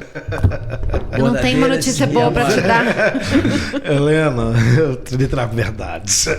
Traga verdade. A Lia deu curtíssima uma vez, que em 2015, falou assim, que o sistema da moda está obsoleto. Na verdade, ela não estava dizendo nem era a questão da moda, era o sistema esse que nós conhecemos atualmente que está obsoleto. Que essa deve ser a questão que ela está te colocando no gargalo aí. Agora, eu acho que, na verdade, por exemplo, quando eu entrei na faculdade, os estilistas eram preparados para ter uma confecção, para gerar emprego, para ter costureiras, para ter várias linhas de produção. A facção estava começando no Brasil, né? E hoje isso já não faz mais sentido. A pessoa não faz mais sentido ter uma confecção. Ela vai ter um escritório de criatividade, onde ela vai criar e vai produzir em qualquer lugar do mundo, inclusive na China, se ela quiser, né? Eu concordo, Helena, que a moda ela tem muito, né? Ela é um vetor que se presta a fazer ou ter alguns sotaques que a arte tem, né? Como também a gastronomia. A gastronomia também se presta a isso. Muitíssimo bem. Agora nem todo cozinheiro vai ser artista e nem todo estilista vai ser artista, né? Isso é muito claro. Eu venho quando eu sou da terceira turma, eu acho que desse curso da UFMG, não existia professores da área de moda. Existia a professora Júnia Mello, que dava aula de modelagem, tinha um senhor, que eu não vou lembrar o nome dele, um senhorzinho que dava aula de alfaiataria, e uma costureira. O restante eram professores da Belas Artes. Então a formação que eu tive foi a formação dos alunos da Belas Artes, né? Isso acaba me influenciando uma vida inteira, né? E eu acho que é uma formação que deveria ter em qualquer curso, né? Teria que ter um diálogo estreito com a arte, porque a arte, ela que traz a transgressão necessária, ela que traz o inconformismo que toda criação precisa de ter. Agora, o que acontece, por exemplo, eu fico muito triste quando eu vejo uma nova geração, ou jovens, principalmente o Brasil, que tem um culto pelo jovem, pelo novo, e fala assim, os novos estilistas que eu vou ver, eles continuam achando que eles inventaram a crinolina. Né? Eles continuam achando que eles inventaram o corselet. É até bom quando era isso, mas as roupas são todas iguais, a cartela de cores é a mesma coisa. Então, assim, falta realmente um dedo no cu, assim, né? Nessa parada, você não acha, não? Sim. Então, assim, aí a qualidade caiu, a roupa não fala mais nada, ela não diz mais nada, mas sempre a história nos mostrou que quem colocou a cabeça para fora da manada, ela deixa uma marca. Só que ela vai pagar um preço. Ela vai ter que escolher caminhos que ela vai pagar um preço. E nem sempre esse preço está ligado à prosperidade, nem preço está ligado à troca de carro todo ano, né? E teve um momento de prosperidade na moda brasileira em que o estilista acreditava que era rico, né? A moda produzia muito, vendia muito, e foi um tempo muito curto. E quando esse tempo passou, cara, que veio a bancarrota, muitos suicidaram. Muitos, quando perderam a confecção, não sabiam o que fazer, né? Não tinha como fazer, né? E mesmo porque fazia de um jeito antigo. E aí eu não sei se as escolas, eu tenho a impressão que elas não estão preparando esses alunos para isso. Na maioria das vezes são professores que sempre foram professores, que não têm uma relação direta com o mercado. O Brasil, na década passada, era o país com o maior número de escolas de moda do mundo. Continua. Né? Então despeja estilistas o tempo inteiro no mercado. Claro que hoje tem Instagram que você vai vender suas roupas, você vai fazer isso, vai fazer aquilo outro, mas não é uma coisa fácil. Não. Então você vê, por exemplo, hoje você entra nas lojas e são muita gente que fez a faculdade de moda está ali trabalhando de vendedor. É. Né? Isso é verdade. E está sendo absolvido, assimilado para uma outra coisa. Quando me chamaram na época para fazer a direção criativa do Minas Trend, eu tentei trazer essas discussões naquele período. Né? A próprio desfile de abertura, que sempre trazia um tema, trazia uma história, e mostrava de uma forma grandiosa, lançando luz sobre uma cadeia produtiva que a mineira, que sempre foi muito respeitada. Né? Agora, no entanto, foi algo também que se perdeu. Né? E é isso. Vamos falar, nós estamos aqui no grupo de jornalistas aqui, vamos falar de uma coisa que nos é muito cara, é uma batalha que a gente tem feito para fazer essa discussão. Jornalismo de moda, Ronaldo. A gente tem alguns pesquisadores, algumas pessoas que têm discutido desde 2010 o que é esse cenário do jornalismo de moda, se existe um jornalismo de moda, o que é esse jornalismo de moda. No cenário cultural, eu particularmente entenderia que o jornalismo de moda ele deveria estar dentro do contexto do jornalismo cultural de moda, até para a gente poder dimensionar essa questão. Você que tem acompanhado as suas matérias, o que é esse jornalismo de moda? Aumentou, acrescentou, fez alguma diferença? O que é para você? Como é que você enxerga esse jornalismo de moda? Se existe esse jornalismo de moda de uma forma que a gente possa, que o próprio leitor ele possa se posicionar diante de uma marca, diante de uma matéria. Olha, houve um tempo do boom da moda brasileira, que foi nos anos 2000, né, quando veio o governo Lula e tinha todo um programa de governo da visibilidade à cultura brasileira, né, que o mundo olhasse o Brasil como um país criativo nas áreas mais diversas, na música, na gastronomia e na moda, né, que naquele momento foi muito importante, porque nós tínhamos a quarta maior semana de moda do mundo, né, os jornalistas vinham para cobrir o São Paulo Fashion Week. O São Paulo Fashion Week ele só perdia em mídia espontânea para final de Copa do Mundo quando o Brasil estava jogando. Nossa. Né? Era de 96, então, assim, tínhamos desfiles ao vivo. Então assim, a moda estava no momento que eu ainda falava assim, gente, era hora de falar o que precisa ser dito. Sabe? É hora da moda se aproximar de outros vetores da cultura brasileira para que ela saia do lugar de modinha. Né? E não foi só os estilistas que tinham essa responsabilidade naquele momento, não. O jornalismo também. Né? Então, quando você lembra que naquela época nós tínhamos críticas de moda bem diferentes, né, de visão de mundo. Tinha a Érica Palomino, tinha a Regina Guerreiro, tinha do jeito Alcino, dela, o Alcino, tinha a própria Constância Pascolato, de uma forma tacanha e retrógrada, mas tinha a Ana Marina, entendeu? Então tinha isso, você ia ler, tinha uma opinião sobre. Né? Então era muito esperado pelos estilistas qual que era a opinião do jornalista, qual que era a opinião do jornalismo. E acabou. Né? Hoje não existe mais. Então, quando você vê, tem um influencer jornalista, um novinho. Outro dia tinha um novinho lá, que diz lá, eu acho que tem uns 20 e poucos anos que virou crítico de moda, e que ele tá assim, no Twitter, esse Ronaldo Fraga, ele se julga o herdeiro de Zuzu Angel. Eu falei assim, nem sabe o que é Zuzu Angel. Porque esse Ronaldo Fraga, ele fala que faz moda política, ele explora as tragédias humanas. Aí eu dou gargalhada com essa parada inteira. E é tudo mal escrito, porque o texto nem é bom, entendeu? O texto nem é uma coisa que você vai guardar. Não é um Jacques Araújo, um texto de um Jacques Araújo, por exemplo. Né? É um texto como a Camila Ian escrevia há um tempo atrás. Agora, hoje não. Hoje não existe isso. Né? Então tem um conformismo, tem uma história de que é isso mesmo, tá tudo bem. É isso, são tempos conformistas, sabe? Isso é muito triste. Vamos avançar, mas de que a gente sai fazendo a diferença do jornalismo cultural de moda, que a gente já sabe que está numa crise ainda. Vamos avançar um tiquinho na crítica de moda. Você, ineditamente, se não me engano, foi em 2017, e a gente tem essa discussão se existe ou não crítico de moda, e aí a gente vai entender o crítico de moda, é porque você está entendendo a moda num campo cultural da mesma dimensão de outros campos artísticos culturais, e você em 2017 recebeu uma homenagem da Associação dos Críticos Paulistanos, né, dos críticos de...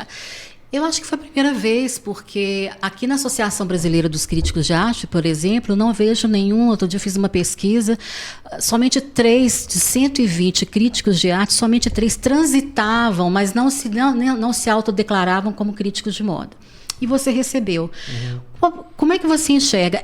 Você ter sido homenageado como o estilista do ano, se não me engano foi em 2017, uma associação de críticos de arte paulistano, e a gente aqui na maior briga, querendo discutir, querendo dimensionar, e sabendo até que ponto você pode fazer, tem condições de fazer uma crítica de moda, e aí a gente vai ter que partir para essa dimensão, não se a moda é arte, mas quando a moda se torna arte, que eu acho que você desloca a pergunta, porque quando você fala se moda é arte, eu acho que você reduz, é a mesma coisa que tem no campo das artes. E se é arte, eu acho que a coisa fica meio reducionista, porque nem tudo que é estético é artístico. Mas a gente pode redimensionar a questão do deslocamento no campo da moda. Quando a moda se torna arte ou quando a moda tem um status de poéticas visuais, que é mais ou menos a discussão que a gente faz. Então, eu queria que primeiro você colocasse, existe uma crítica séria, é possível a potência, para a gente poder avançar numa outra questão que você colocou aí para a gente. Não existe. Então, houve esse ensaio de uma crítica de arte lá atrás, naquele momento de efervescência da moda brasileira, né, onde a moda, sim, estava dialogando com outras frentes, onde a moda despertava a atenção, era a bola da vez. Né? Só que esse tempo de... para tudo para você vender, você passava pela moda. Vai vender um carro, o estilista tal vai desenhar, isso no mundo, tá? Vai desenhar o estofado do carro. Eu já fiz, por exemplo, o lançamento de rótulos eu desenhei rótulos da Miolo. Eu já desenhei latas de papel higiênico da Neve. Né? Quer dizer, tudo isso vem desse período onde a moda ela era o pêndulo que direcionava o consumo. E com isso, era oportunidade para dialogar com outras frentes. Esse pêndulo migrou, durou 30 anos na moda, ele migrou para a gastronomia. Então, hoje, o que foi da moda, esse lugar é da gastronomia. A moda é como se tivesse migrado da roupa para outras coisas. Para outra frente. E esse vetor é a gastronomia. Os programas de moda desapareceram, né? Ao mesmo tempo que você tem programa de gastronomia pipocando para todos os lados. O Instagram o tempo inteiro te mostra como fazer receita disso ou daquilo outro, entendeu? De que você vai salvando e não vai fazer nada. Né? E isso já foi um dia da moda. Agora, os jornalistas que sabiam escrever, que eram jornalistas efetivos, e que também estavam se formando como críticos de moda, está no quadro da memória. Ô, Ronaldo, você falou... Você citou algumas polêmicas que você teve, eu quero relembrar mais algumas, para deixar mais... as pessoas lembrarem, né? Quente aqui. Por exemplo, Maria Bethânia. Essa história você tem que contar pra gente. Você fez camiseta, mandou numa caixa de vinho. Não, foi vestido. Ela achou ruim. Foi vestido. Na verdade, a Bethânia... Bom, gente, Bethânia é minha ídola até hoje, né? E foi uma época que nós ficamos próximos, então a gente conversava. Ela ligava para mim 10 horas da noite, conversava até 2 da manhã e tal. Tanto que eu convidei para poder vir fazer o desfile de abertura do Minas Trend. Eu nem pensei que ela fosse aceitar. Ela veio num tema que era água, né? Foi um desfile maravilhoso no Artes e Ofícios, com uma lua cheia no céu. E ela declamando todo o repertório dela que falava de água e tal. Aí teve a comemoração de não sei quantos anos de carreira, sei lá, 80 anos, 60 anos de carreira. Não sei, eu só peço com data. Mas assim, era uma data marcante. E ela me convidou para poder fazer, éramos eu e a Gilda Midani, que inclusive ficou muito próxima dela, depois até elas começaram a namorar ali, então não foi tudo ruim. Teve um lado bom, né? Elas casaram, acho que elas estão casadas até hoje. Mas aí eu ia fazer o primeiro ato e a Gilda ia fazer o segundo ato. E era uma roupa muito simples até. Né? A roupa ia ser em dourado, eu já tinha chegado num acordo com a Bethânia, estava tudo certo. E ela queria a roupa 2 meses antes. A peça ela estreava em fevereiro, ela queria a roupa no Natal. E o Natal, uma confecção pequena, sabe? Era uma loucura, porque era loja aqui, ainda tinha loja em São Paulo, não sei o que, de produção, mas fizemos a roupa da Bethânia. E estava nos arremates finais, eu falei, eu quero ainda esse ano. E eu estava viajando, saindo de férias, e eu pedi a modelista, eu falei, olha, faça essa roupa chegar nas mãos da Bethânia, o motorista vai estar aqui esperando, assim você terminar, você embrulha como a gente fazia, com papel de seda, né? E ponha numa caixa e mande entregar isso lá, porque não pode sumir a roupa da Bethânia. E foi muito encomendado, a modelista teve uma ideia brilhante e falou assim: não posso colocar na caixa da marca. Vão ver Ronaldo Fraga, vão roubar a roupa da Betânia, vão extraviar isso no correio. Tadinha, no período e ela de foi Natal. ela foi tão carinhosa, então, foi zelosa. então ela embrulhou tudo e colocou numa caixa de bebida, de champanhe, sei lá, da confraternização de Natal. E mais, ela pegou 4 cores de fita crepe e embrulhou para a pessoa ver que não era bebida e que era um presente de alguém. Bom, mandou isso lá. Quando chegou, que a Betânia viu essa caixa, eu falei: eu não encomendei bebida. Esse cara levantou a mão, o raio foi lá, abriu um buraco no teto. E aí ela rompeu comigo para sempre, né? Eu tentei, liguei, mandei carta, mandei tudo, e ela nunca sentou. Aí é isso. Foi só essa parada da Betânia. Aí o gato escaldado, né? Eu lembrei depois uma fala do Tom Zé, que ele falou que uma vez ele estava com os baianos e com a Betânia, Gal, Gil e Caetano, eles ensaiando naquele teatro lá de Salvador. E de repente eles estavam ensaiando, quando elas viram, apareceu no fundo do palco, entrando no palco, no teatro, o Dorival Caymmi. E ele falou assim: a Betânia, a Gal, o Gil, largaram tudo e correram pro colo do Dorival Caymmi. Uma beijava uma orelha, outra beijava a outra orelha. Era cinemeleque pra cá, cinemeleque pra cá. E eu fiquei escondido na cortina. Eu falei: gente, não é assim que se trata um ídolo. Não aproxime de ídolos. Ídolos é preciso que se mantenha a distância, né? Então eu lembrava disso com essa passagem da Betânia. Tem outras coisas aqui, um bordado com o rosto de Marielle Franco, que também gerou polêmica. Foi o Guerra e Paz. Foi o desfile Guerra e Paz, que era como se o Guerra e Paz, não da história, mas do Portinari, né, que era uma ideia, a coleção partiu disso.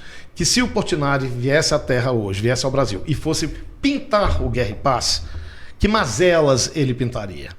O que ele colocaria? Que tintas que ele ia usar? Né?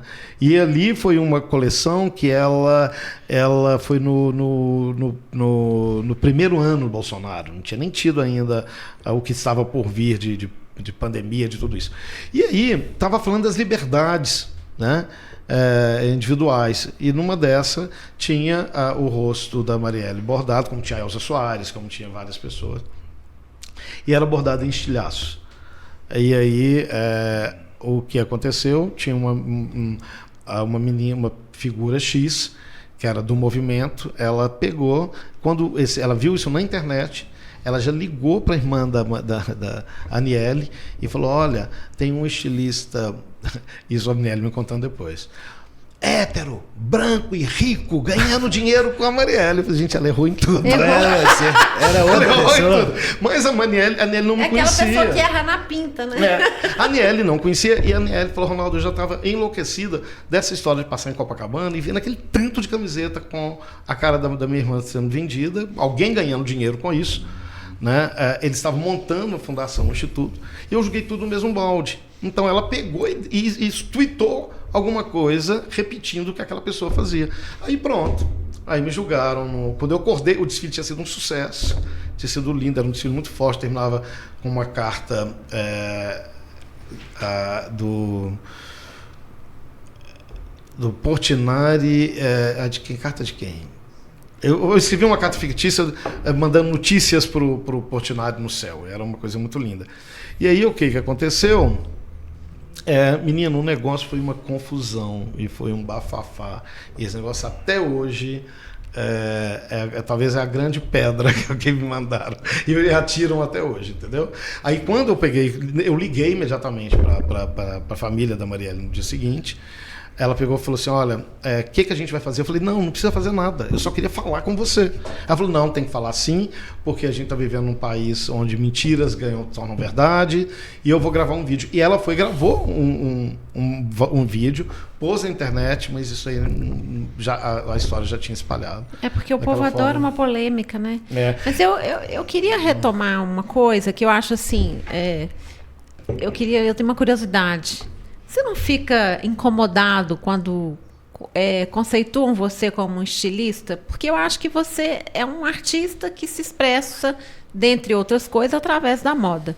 Eu acho que a sua forma de fazer moda sempre foi artística, assim como é a sua visão sobre as coisas. Esse olhar sobre o Brasil, as expedições que você faz hoje, eu acho que tudo traz muito esse seu olhar sobre a cultura, porque eu também tenho curiosidade de saber, assim, o menino Ronaldo, antes dele entrar na moda, que a moda capturou você, né?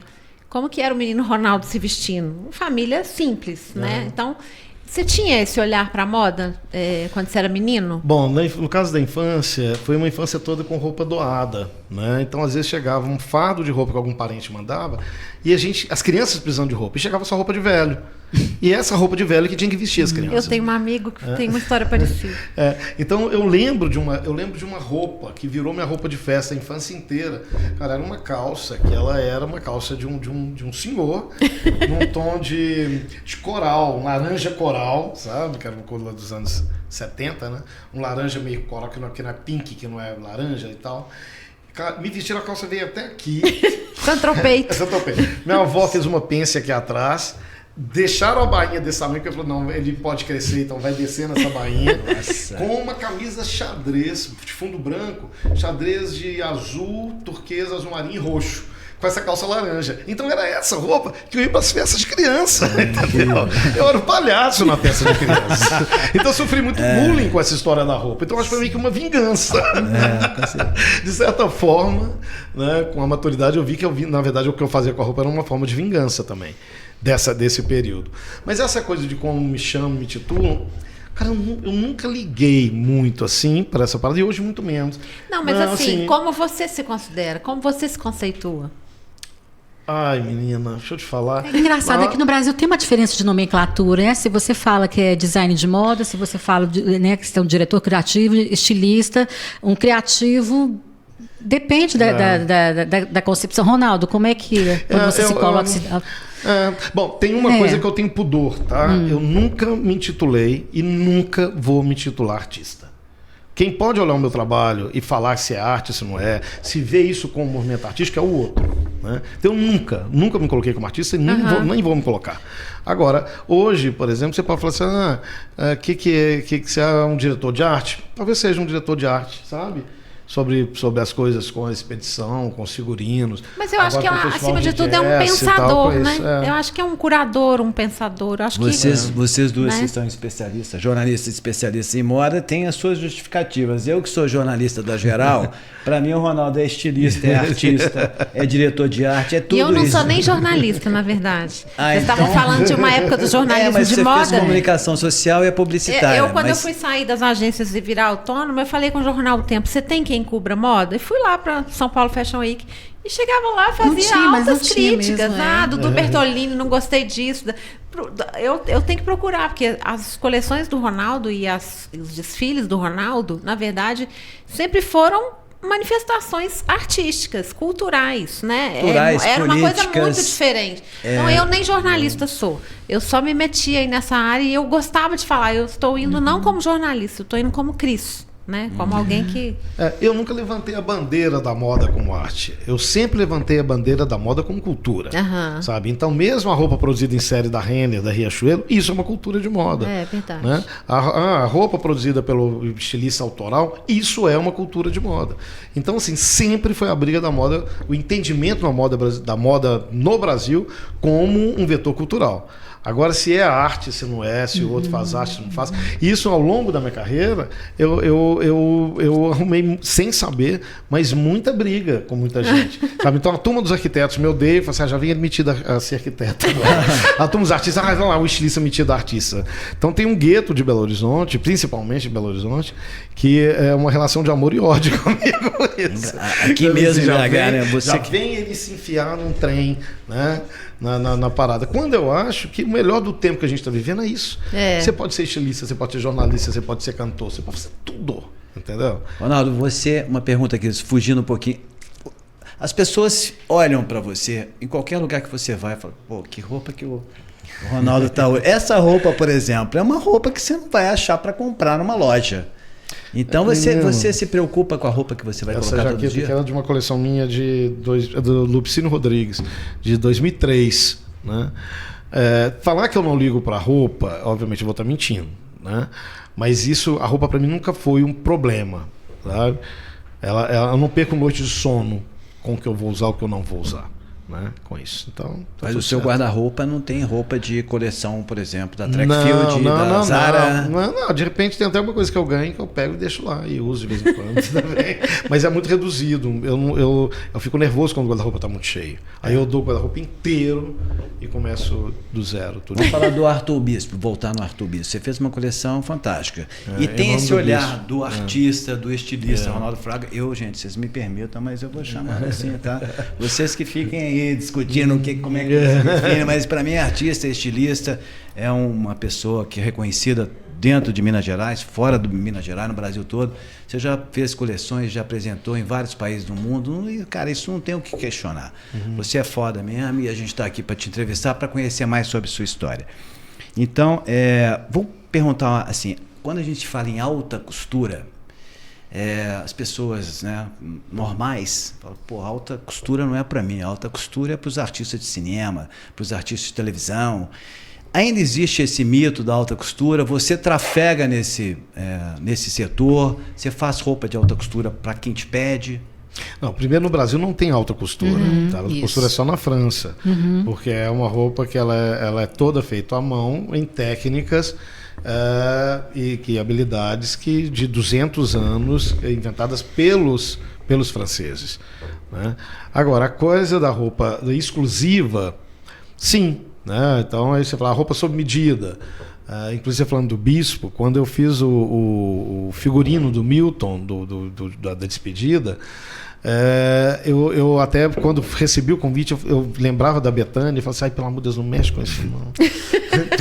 Nossa. Vai acontecer de novo. Mas como tu que não ia acontecer não, isso, mas né? sei lá, gente, artista, é bom deixar eles lá, é bom deixar os ídolos lá também e tal. E aí eu me inspirei no Bispo, né, que eu falei assim, não, sabe, como que eu viria o Bituca ali? Primeiro, ele usando o manto da anunciação para prestar conta a Deus no dia do juízo final, que é o que nós fazemos a vida inteira. Então, a Cris, com o trabalho dela, com o blog dela, com o olhar de publicitária, com tudo que ela faz, isso é o manto que ela borda, né, para chegar e prestar conta a Deus lá em cima. Né? Então, todos nós aqui fazemos isso. E aí o Milton, eu me inspirei nisso e quando eu falei com ele, ele adorou a ideia. E no manto ele traz elementos da carreira do Milton, mas com o nascer do sol nas veredas de Guimarães Rosa. E a roupa de baixo, também inspirada no fardão do Bispo do Rosário, era o anoitecer nas veredas. Deu tudo certo, não teve nem porém. O Milton, quando ele recebeu a roupa no Rio, ele manda um vídeo chorando usando aquela roupa, sabe? E ele fala que foi o figurino mais lindo que ele já teve na vida dele. Então eu falo que se eu, desses anos todos de carreira, se serviu para alguma coisa, para chegar um dia e fazer a roupa do Milton Nascimento. Que lindo isso. Então precisava ter feito mais nada, tá? Agora, a história da roupa sob medida, seja para eu faço, de vez em quando eu falo, não vou pegar no... de repente eu estava ano passado fazendo uma ópera no Municipal com a Carla Camurati e era... um monte de ator, um monte de gente, me deu muita dor de cabeça, porque assim, você tem que saber lidar com a angústia e a vaidade desses artistas que vão vestir essa roupa, é um sofrimento sem fim, né? Aí tem um diretor, tem todo mundo e tal, e eu sempre procurei ter, e agora mais ainda, uma vida mais prática, mais desembolada, né? E aí fica parecendo, você faz o figurino para alguém que ela centra num jeito, né, egóico ali que o mundo se resume naquilo. Então hoje eu me permito a escolher quem eu faço e eu faço pouquíssimo. Tomara que você faça uma roupa pra gente aqui em homenagem. Deixa eu mostrar o livro aqui do Ronaldo Fraga. Olha que bacana. É uma autobiografia. Ronaldo Fraga, Memórias de um Estilista, Coração de Galinha. Por que esse nome, Ronaldo? Bom, isso é o nome do primeiro desfile, né, que foi Eu Amo Coração de Galinha. E o que é esse coração de galinha? Obviamente é uma metáfora, porque a galinha, quando você risca na terra e faz um círculo, ela não pula, ela fica ali. E tanta gente é assim. Então essa coleção morava em Londres, eu estreiei no Fito Ervas com ela, numa época que eu nem sabia, e era muito engraçado porque na época o brasileiro, a moda tinha descoberto a palavra clean. E as referências de moda na época eram Donna Karan e Calvin Klein. Então era tudo cores pastéis, clarinhas. E eu vim com uma coleção falando de galinha, com turquesa, com marrom, com laranja, com não sei o que. Nem eu sabia, com galinha cacarejando na sala de desfile, com as perucas de bombril coloridas e tal. E eu nem imaginava que aquilo ali tinha algo de transgressor, como as pessoas colocaram na época, né? E eu falava desse coração de galinha como algo do insuspeito, né? Que era do indivíduo, que era de algo que passa desapercebido, que é o coração de uma galinha. Então, por isso que veio o nome. São histórias que quase passaram desapercebidas. Opa. Editora Autêntica, deixa eu mostrar mais um vídeo aqui que a gente tem de uma pergunta. Ei, Ronaldo, eu me chamo Giovana Damião, eu sou jornalista. Apesar de jovem, eu sou uma apresentadora de TV. Eu já tentei cursar moda durante um tempo, apenas 3 semestres, e eu fui para comunicação. E hoje em dia eu sou toda tatuada, eu tenho tatuagem, olha, até na palma da mão. E existe um certo receio das pessoas dentro do jornalismo de mostrar essas tatuagens, só que as minhas tatuagens elas contam a minha história, né? Enfim, são tatuagens que eu gosto, que tem uma representatividade muito grande para mim, apesar de escondê-las, né? Durante o momento em que eu estou atuando. E eu queria saber, assim, voltado para a moda, o que a gente pode fazer dentro do jornalismo para conseguir mostrar essa modernidade toda sem mostrar demais, né? Porque a gente tem toda uma tradição a seguir, e eu acredito que ela deve ser respeitada, mas ao mesmo tempo eu acredito que a modernidade tem que aparecer um pouquinho sim.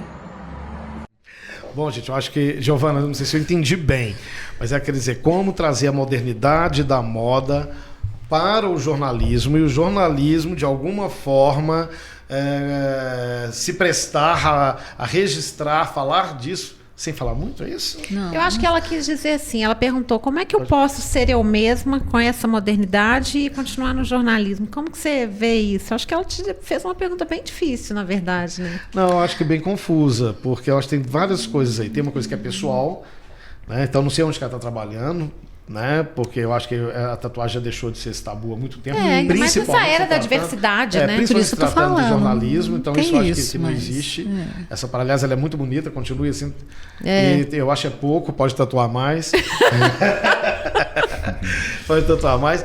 E segundo, e o que é essa modernidade, né? Hoje é tão difícil falar o que é essa história dessa modernidade. E principalmente eu não estou entendendo se o jornalismo que ela pretende fazer é o jornalismo de moda, porque aí vem no que a gente estava falando um pouco antes aqui do que era. Mas eu acho, agora até voltando no que estava dizendo, eu acho que o jornalismo ele até perdeu um sentido, porque jornalismo de moda, né, no caso, porque a relação com a moda também mudou. Então essa coisa de reportar o que vai usar, esse que vai usar já não usa mais. Não faz mais sentido. Né? Isso. Então, assim, eu via teve um São Paulo Fashion Week que a coleção de inverno que as pessoas vão usar no inverno, no início do ano, que eles vão usar no inverno 2024. Eu falei, gente, não é isso, eu tenho que usar agora. Né? Isso já, no início do ano, para poder usar em junho, é tempo demais. Já ficou velho, né? Já não existe mais. Então, esse jornalismo, ele ainda não entendeu esse time, e ele ou entendeu, e ele, o que ele faz hoje? Ele reporta. E aí, o que ele parece que ele faz? Ele vende produto.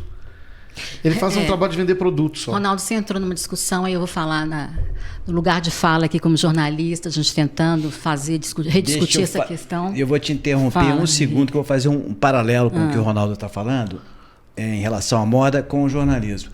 O jornal que você vê hoje na televisão também, ele na hora que ele dá o boa noite final, ele já está velho. Quer dizer, antes de acabar, ele já ficou velho. É a mesma coisa com a moda. E agora eu entendo, o paralelo que ele está fazendo é exatamente a mesma coisa. O jornalismo também acabou, então. Acabou porque na hora que a gente falou... Deixa eu fazer uma defesazinha então, de resistência aqui no campo do jornalismo, porque esse jornalismo que o Ronaldo está falando é o que a gente acompanhou, a gente estava lá em 97, você viu como que a gente era um curso para colocar... Peraí, desculpa, eu não posso...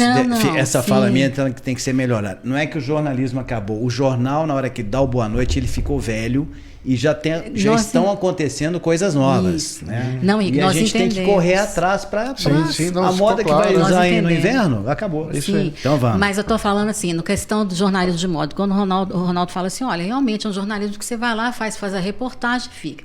Esse é um jornalismo realmente que, no meu entendimento, ele já está obsoleto, não tem como acompanhar. A moda hoje não é só você dizer numa coleção esteticamente eu gostei, não gostei, que infelizmente hoje aí você vai para o campo da crítica, ou ela é judicativa ou ela é impressionista, ou você faz uma coisa para falar mal, ou seja, sempre vai ficar numa questão da impressão. Isso realmente é reducionista, não traz informação, não avança em nada. Eu entendo hoje que um jornalismo de moda ele deveria sim estar no campo do jornalismo cultural. Por quê? Porque você tem que dimensionar hoje, quando você vai fazer uma abordagem de uma coleção, a dimensão não é só estética. A dimensão é ética, estética, política, social e econômica, e no campo da economia criativa. Não é fácil de você transitar em essas dimensões se você não estiver bem informada do que está acontecendo nas marcas. Então, quando, Ronaldo, você fala assim, olha, realmente é complicado, e eu acompanho algumas reportagens que você vê, a gente só fica no campo da estética. É aquela discussão. A moda, nem tudo que é estética vai ser artística, nem tudo que é moda vai ter uma coleção poética. Né? E aí a gente tem que entender que jornalismo de moda é que nós queremos ou que precisamos, ou será que não precisa? Porque se você dimensiona, você precisa de um jornalismo até para você dar viabilidade e dar uma narratividade para essas novas, ou esses novos criativos, ou quem já está, mas que está se renovando, que é como se fosse um artista. A Cris falou assim, eu não te vejo como estilista, mas você é um artista. E o artista está o tempo todo se renovando. Cada artista ele tem que apresentar minhas novas pesquisas, né? O que eu estou fazendo de novo, o que eu avancei no meu trabalho. Afinal de contas, uma coleção você vai acompanhando e fala, olha, o que o Ronaldo avançou, qual é a pesquisa. Então, essa é a dimensão artístico-cultural de um estilista, o diretor criativo, que seja a nomenclatura que a gente for colocar aí. E aí, Ronaldo, a gente, pelo menos que eu estou vendo que a gente está caminhando, mas eu não queria deixar de falar com você sobre o seu legado. A gente sabe que foi pela primeira vez toda a discussão que a gente tinha de identidade na moda brasileira, a polêmica no campo acadêmico, mesmo a partir dos anos 90, a gente sempre discutiu o que é a identidade da moda brasileira. E, por ironia ou não do destino, essa discussão caiu exatamente nas políticas públicas, quando em 2008, né, a moda foi recepcionada no Conselho Nacional de Políticas Públicas Culturais. Você foi nosso primeiro representante no Conselho Nacional de Políticas Públicas e também foi o primeiro representante do Colegiado de Moda, onde começou-se onde construiu-se o primeiro plano inédito, um plano nacional da moda, que teve uma minuta aí que parou em 2016, que foi exatamente desmantelado, não foi para frente, não foi sancionado, porque não foi por coincidência quando o Ministério da Cultura foi desmantelado, e na época a Secretaria de Economia Criativa, que é onde deu a chancela da moda como vetor cultural, foi destruído. Essa minuta está parada desde 2016. Então, de você que eu queria saber, a sua participação, o seu legado na questão das políticas públicas culturais para o setor. Por quê? Como eu falei para você, faz parte hoje da Comissão Executiva do Fórum Municipal da Moda. Está acontecendo algumas assembleias para se construir o plano setorial municipal da moda, e eu tenho levantado essas questões desde do plano nacional. Nós não estamos começando de uma tábula zero. A gente está começando, já tem um plano que você sabe, você participou. Foi a primeira vez, aliás, a moda não é unida, foi a primeira vez que toda a cadeia se reuniu na primeira semana de moda em Salvador, Bahia, em 2010. Então, de você, o que você traz de legado? O que você poderia dizer para a gente? Olha, foi bom, eu acho que adiantou, avançou, mas está parado. Belo Horizonte, o que precisa para a gente avançar no nosso plano setorial municipal da moda também, que está construindo aqui desde 2018? Uma ótima pergunta, isso é ótimo de data, hein, amiga? Tá tudo aí guardado, pesquisa, hein? Ela é afiada. Quando eu vou falar 2008, eu ia falar, sei lá nos anos 80, nos anos 90, que é tão longe. Estou acompanhando esse bafo aí desde...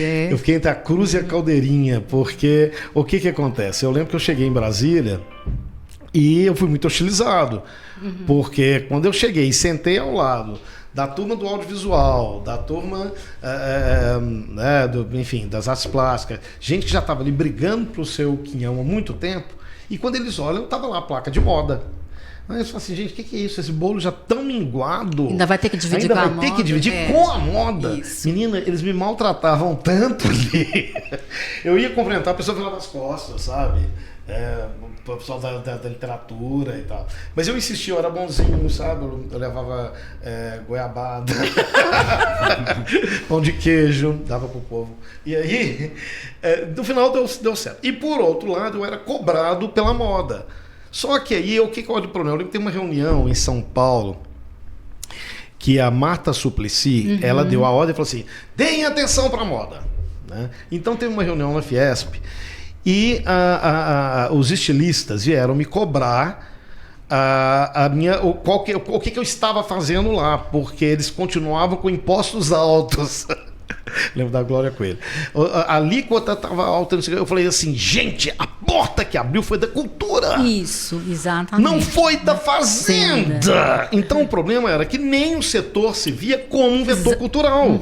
Sabe? E eu falo, gente, a porta que abriu foi da cultura. Então se essa porta abriu e a cultura já tem muitas dificuldades, aliás, tem uma passagem ótima, porque a gente estava lá e as reuniões não terminavam em nada, sabe? Era monção daquilo outro. E tinha que ler aquela...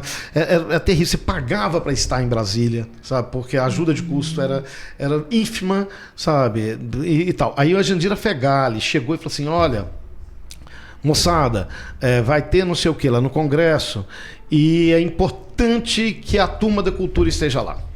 Porque a cultura, quando votada, é a última da fila. Então, quando chega quinta-feira, eles já não votam nada e deixam a cultura para aquele momento. Então, as leis, as PES para a cultura, sequer são apresentadas. Era 1% de tudo, né, para a cultura, não tinha nada. Aí eu falei, o que tem que fazer? Aí a Jandira falou assim, tem que ir para lá e cada um encontrar o seu deputado para chamar de seu. Arruma o seu deputado para chamar de seu. Eu falei, Marquinhos, onde eu vou arrumar um deputado para chamar de meu? Mas essa. Aí é tal hora, amanhã lá no Congresso. Aí fomos lá para o Congresso. Aí tava todo mundo lá e tal, e eu hostilizado por todo mundo. Então não tinha a turma da cultura, não me aceitava, e eu ficava lá no canto assim. Aí chegou uma moça e falou assim, aqui, eu sou assessora de um deputado, e ele é muito seu fã. Eu posso trazer ele aqui para você conversar com ele? Eu falei, gente, eu não sabia que era fácil achar um deputado para chamar de meu, né? Aí eu falei, sim, que deputado? O deputado Everaldo. Tá, pode trazer o Everaldo aqui. Quando chega era o Tiririca. Aí chega o Tiririca. Que ótimo. Aí chega com o Tiririca, eu falei assim, o Tiririca te adora. Eu falei assim, beleza. Eu queria que você me ajudasse no meu visual, a mudar minha roupa e tal. E a roupa dele tava ótima. Ele tava provavelmente com Armani. A gravata dele eu vi escrito Paul Smith, entendeu? Tava tudo de primeiro. Eu falei, não, menina, mas sua roupa tá ótima, não vamos ter confusão. O ombro não tava direito, ao contrário daqueles ombrões gigantes. Tava excelente a roupa do Tiririca. Não tava de não mocó. Não vou arrumar confusão com o Tiririca. Deixa o Tiririca. Eu falei, não, mas eu venho de uma terra quente, então não me sinto representado com essa roupa gringa, uma coisa. Eu falei, beleza, Tiririca. Então faz o seguinte, presta atenção no que Graciliano Ramos vestia quando ele foi... Graciliano vestia na vida pública, o Jorge Amado quando deputado, as roupas do Oriano Suassuna, os linhos pesados, sabe? Então aquele linho S120, acetinado, que dá uma costura boa, ele não abafa, vai nessa onda. Aí ele vira para mim, assessor, e fala assim, você anotou o nome desse costureiro aí? Aí eu pensava assim, gente, só falta isso de ainda sair na Mônica Bergamo, que eu tava lá de stylist do Tiririca para aquele povo da moda me atormentar. Então eu ficava entre a cruz e a espada, porque não conseguia furar o cerco do lado de lá, que nem a turma, os tradicionais, a alta cultura brasileira, que já estava sendo representada há muito tempo, não conseguia abrir espaço. Mas o que serviu nisso tudo? Tá? Para reforçar um pensamento que eu já tinha, que é a moda ser entendida como cultura. Ela tem que falar da cultura de um lugar. Sabe? Ela não tem que pegar e fazer essa coisa de ficar aí nessa... Mimetizar o mundo, né? Não, e na coisa... Porque senão acaba tendo uma linguagem da moda, do desfile, e não sei o quê, e a coisa não anda, entendeu? Então, assim, por exemplo, aqui em Belo Horizonte, aquele menino lá, o que começa com M e termina com Herda, Márcio Lacerda, ele prometeu, porque ele recebeu o apoio da moda, então ele prometeu o Museu da Moda. Então ele pegou aquele prédio que estava fechado, quando estava lá, ele simplesmente deu que não fez nada naquele prédio. Né? Tá até uma exposição muito linda lá da Clara Nunes, mas que é uma exposição muito longa, porque não tem coisas para poder entrar lá. Então, assim, e o povo da moda achou que isso estava ótimo. Aí depois vai ter um desfile de abertura do Minas Trindade, vai ser nos jardins do Palácio do Coisa, com o governo Zema, que não tem nada a ver com a cultura, sabe? Que demoniza a cultura, sabe? Então, assim, esse lugar tem que ser discutido, não é a moda, é a cultura. Principalmente nesse momento que a indústria têxtil já não há, sabe? Ela já migrou para os países asiáticos. Nós temos que falar do país como a cultura, o país da criatividade. Então o que me interessa é Belo Horizonte como uma cidade da criatividade. E essa criatividade ela vai estar na gastronomia, ela vai estar na música, ela vai estar na arte popular e ela vai estar na moda. Sabe? Então acho que todos esses vetores eles precisam ser contemplados, todos esses vetores precisam ser estimulados naquilo que se refere à formação, à produção, estímulo à produção e estrutura para venda, para comercialização. Ou seja, a gente está fechando isso tudo, que é a construção desse plano setorial da moda com fomento, e uma das questões que você colocou, por exemplo, fomentar pesquisas inéditas no sentido de que um estilista ou qualquer outro novos criativos, ou que seja a nomenclatura, Cris, que a gente for trabalhar, ele precisa de uma verba para fazer uma pesquisa igual você fez com as escamas. Ou seja, você teve que se dedicar. Isso aí, para mim, isso é um impacto na sociedade, que quando a gente fala de políticas públicas, são todas as políticas que vão impactar na sociedade. O que a moda pode impactar na sociedade, onde você pode pleitear um fomento de verba pública, que é isso que a gente vai discutir nesse plano setorial de moda e discutir com a Assembleia e tal. E aí você coloca também a questão do Museu da Moda. Poxa, é um acervo que não se renova. Então, se é um museu que deve trazer uma representatividade do que seria a moda na capital, então nós vamos precisar de fomentar essa verba. Pelo que eu saiba, eu não sei, mas pelo que eu estou entendendo, não tem essa verba de acervo, de fomento, e de onde que vai sair. Nós estamos ainda numa questão de destinar verba para a cultura que não melhorou em absolutamente nada desde 2010. Aliás, com a grande polêmica também que aconteceu em 2013, quando a moda entrou para a Lei Rouanet.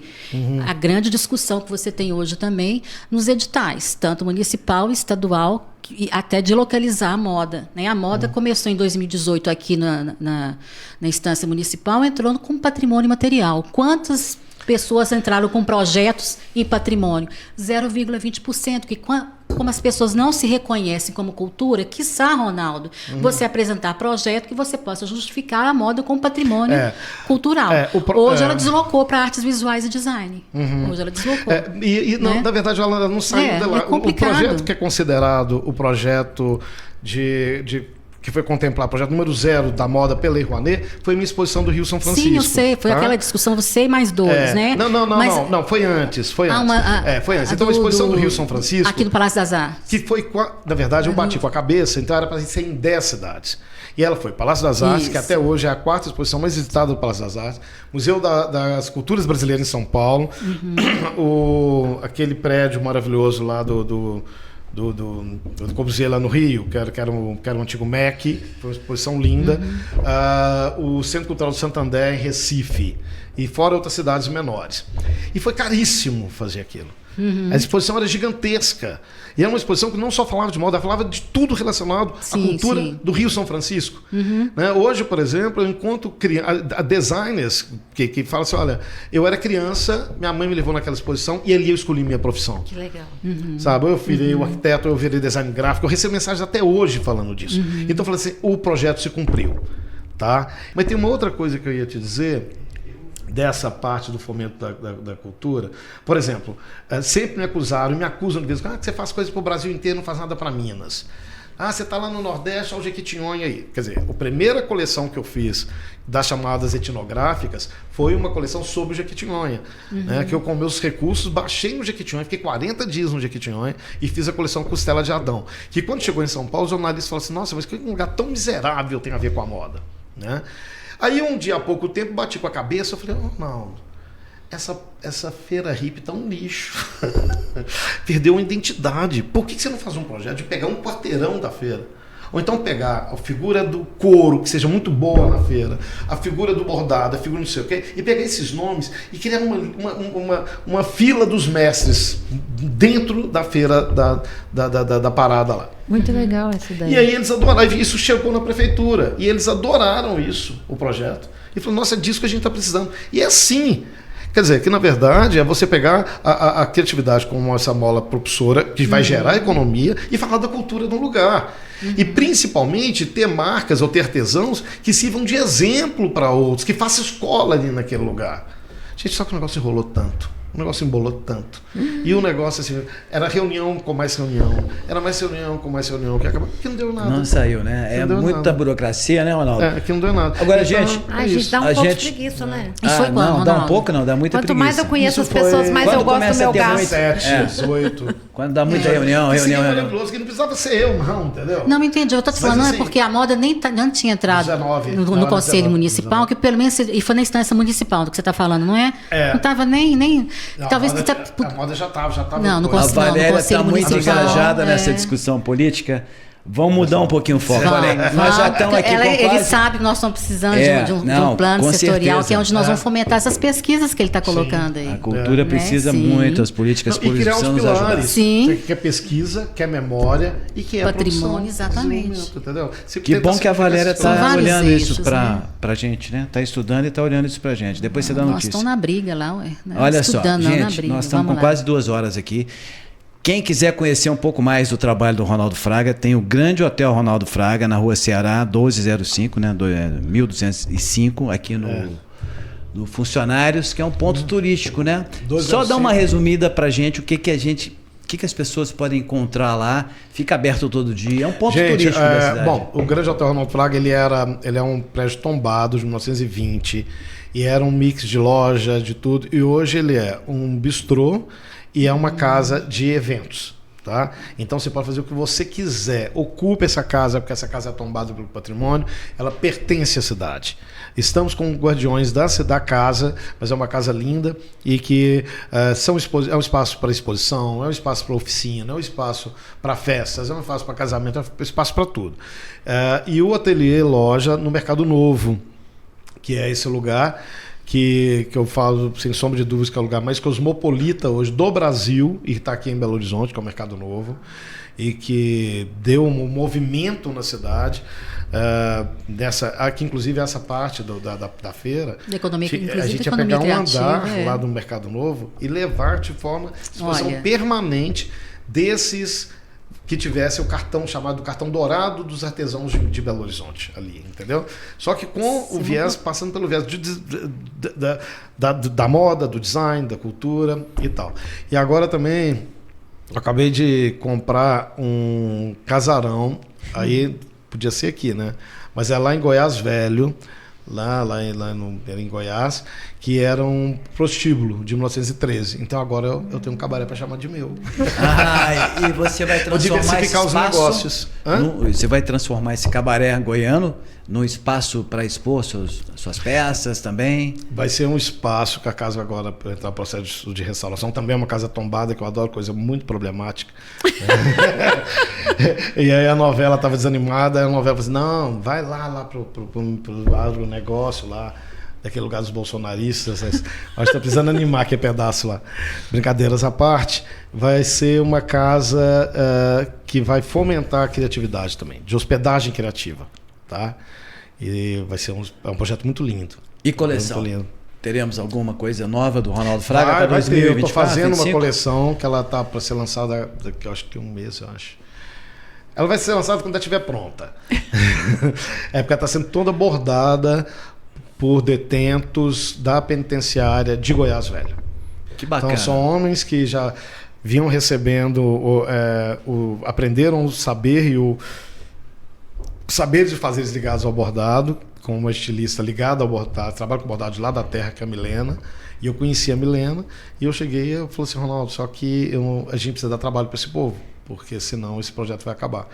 E eles têm redução da pena, fora é o dinheiro que a família recebe.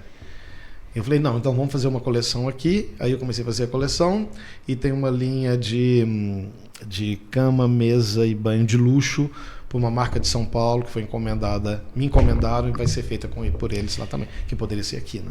Que tem a ver com a pergunta da Helena Mota, a estudante da UFMG, sobre esse bordados, trabalho né? Ela falou dessa coisa dos bordados, que você tem uma ligação muito importante. forte. Tem uma coisa que era um projeto que quem inicialmente levantou essa bandeira foi a dona Ruth Cardoso, que é que o designer brasileiro funcionasse como fazedor de pontes, né, que funcionasse como ponte entre o Brasil feito à mão do Brasil da indústria, né, o Brasil rural do Brasil urbano. Então, respondendo, eu nem respondi isso para ela, né? Mas foi isso que eu tentei fazer quando eu me aproximei com a Renda Renascença, lá na Paraíba, com o bordado cheio lá de Passira, lá no Agreste paraibano, pernambucano, com a renda de bilro, no Cariri cearense, né? E o que acontece é que quando, com o olhar do estilista, você dá um produto que a pessoa que faz, nem ela sabe a história de onde aquele produto, de aquela renda veio. Então, quando você investiga, leva pesquisa e fala, a Renda Renascença nasceu na Itália, e foi, que é uma história linda, aliás, e chegou até aqui, elas já estão com os olhos marejados, que elas, a avó, tataravó, tudo fazia sem saber de onde que tinha vindo essa história. E aí, quando você leva um produto, esse produto é desenvolvido e o produto vai para o mercado e tem um retorno comercial como tem que ter, né, e é o que vai propagar esse saber e esse fazer para outras gerações. Maravilha, já temos as notícias aí que vocês vão precisar daqui a pouco. E a gente vai divulgar. Ronaldo Fraga, poxa, 2 horas aqui, quase 2 horas. Muito obrigado, eu me sinto assim honrado com a sua presença aqui, contar Obrigado, histórias querido. tão legais. A gente se divertiu, falamos de políticas públicas, né? Falamos de moda. políticas, de É moda, importante de tudo história. É muito legal. Parabéns pelo seu trabalho. Para mim, você querido. continua sendo artista, estilista e assim, um dos mais fodas do país, tá? Oh, Tamo juntos, muito obrigado. E dono de cabaré. Adorei encontrar com as meninas. E dono de cabaré. agora? E dono de cabaré. Boa, cabaré em Goiânia. Esse cabaré só vai Goiás. aceitar rolinhas com 45 anos para cima. Não vai rolar etarismo lá com minhas rolinhas. Vamos lá, depois você faz as imagens, coloca nas redes sociais pra gente ver. Tá bom. Valéria, muito obrigado também. Obrigada pelo Tá? convite, Estar aqui. está ótimo a gente fazer essa discussão, mesmo falando de políticas Claro. públicas aqui, falando de história, Sim, o faz Ronaldo parte. disposto a falar de todos os bafos, de todas as polêmicas, eu acho que é isso mesmo, né? Foi- A moda foi fala quente, sobre não foi? isso, né? A moda Cris, nesse sentido aí. obrigado, Cris. Eu que agradeço. Prazer, tá? Foi Aqui ótimo. meus amigos do estúdio, Marcos, Francisco, ali na direção executiva a Luci Carvalho e a Fernanda Castro e o Léo, que tá ali na direção de corte. Gente, obrigado à Agência Movimento. Esse é um projeto da Casa do Jornalista com apoio da Lei de Incentivo Paulo Gustavo. No próximo programa a gente traz mais uma pessoa sensacional para você conhecer histórias fantásticas. Muito obrigado e até lá.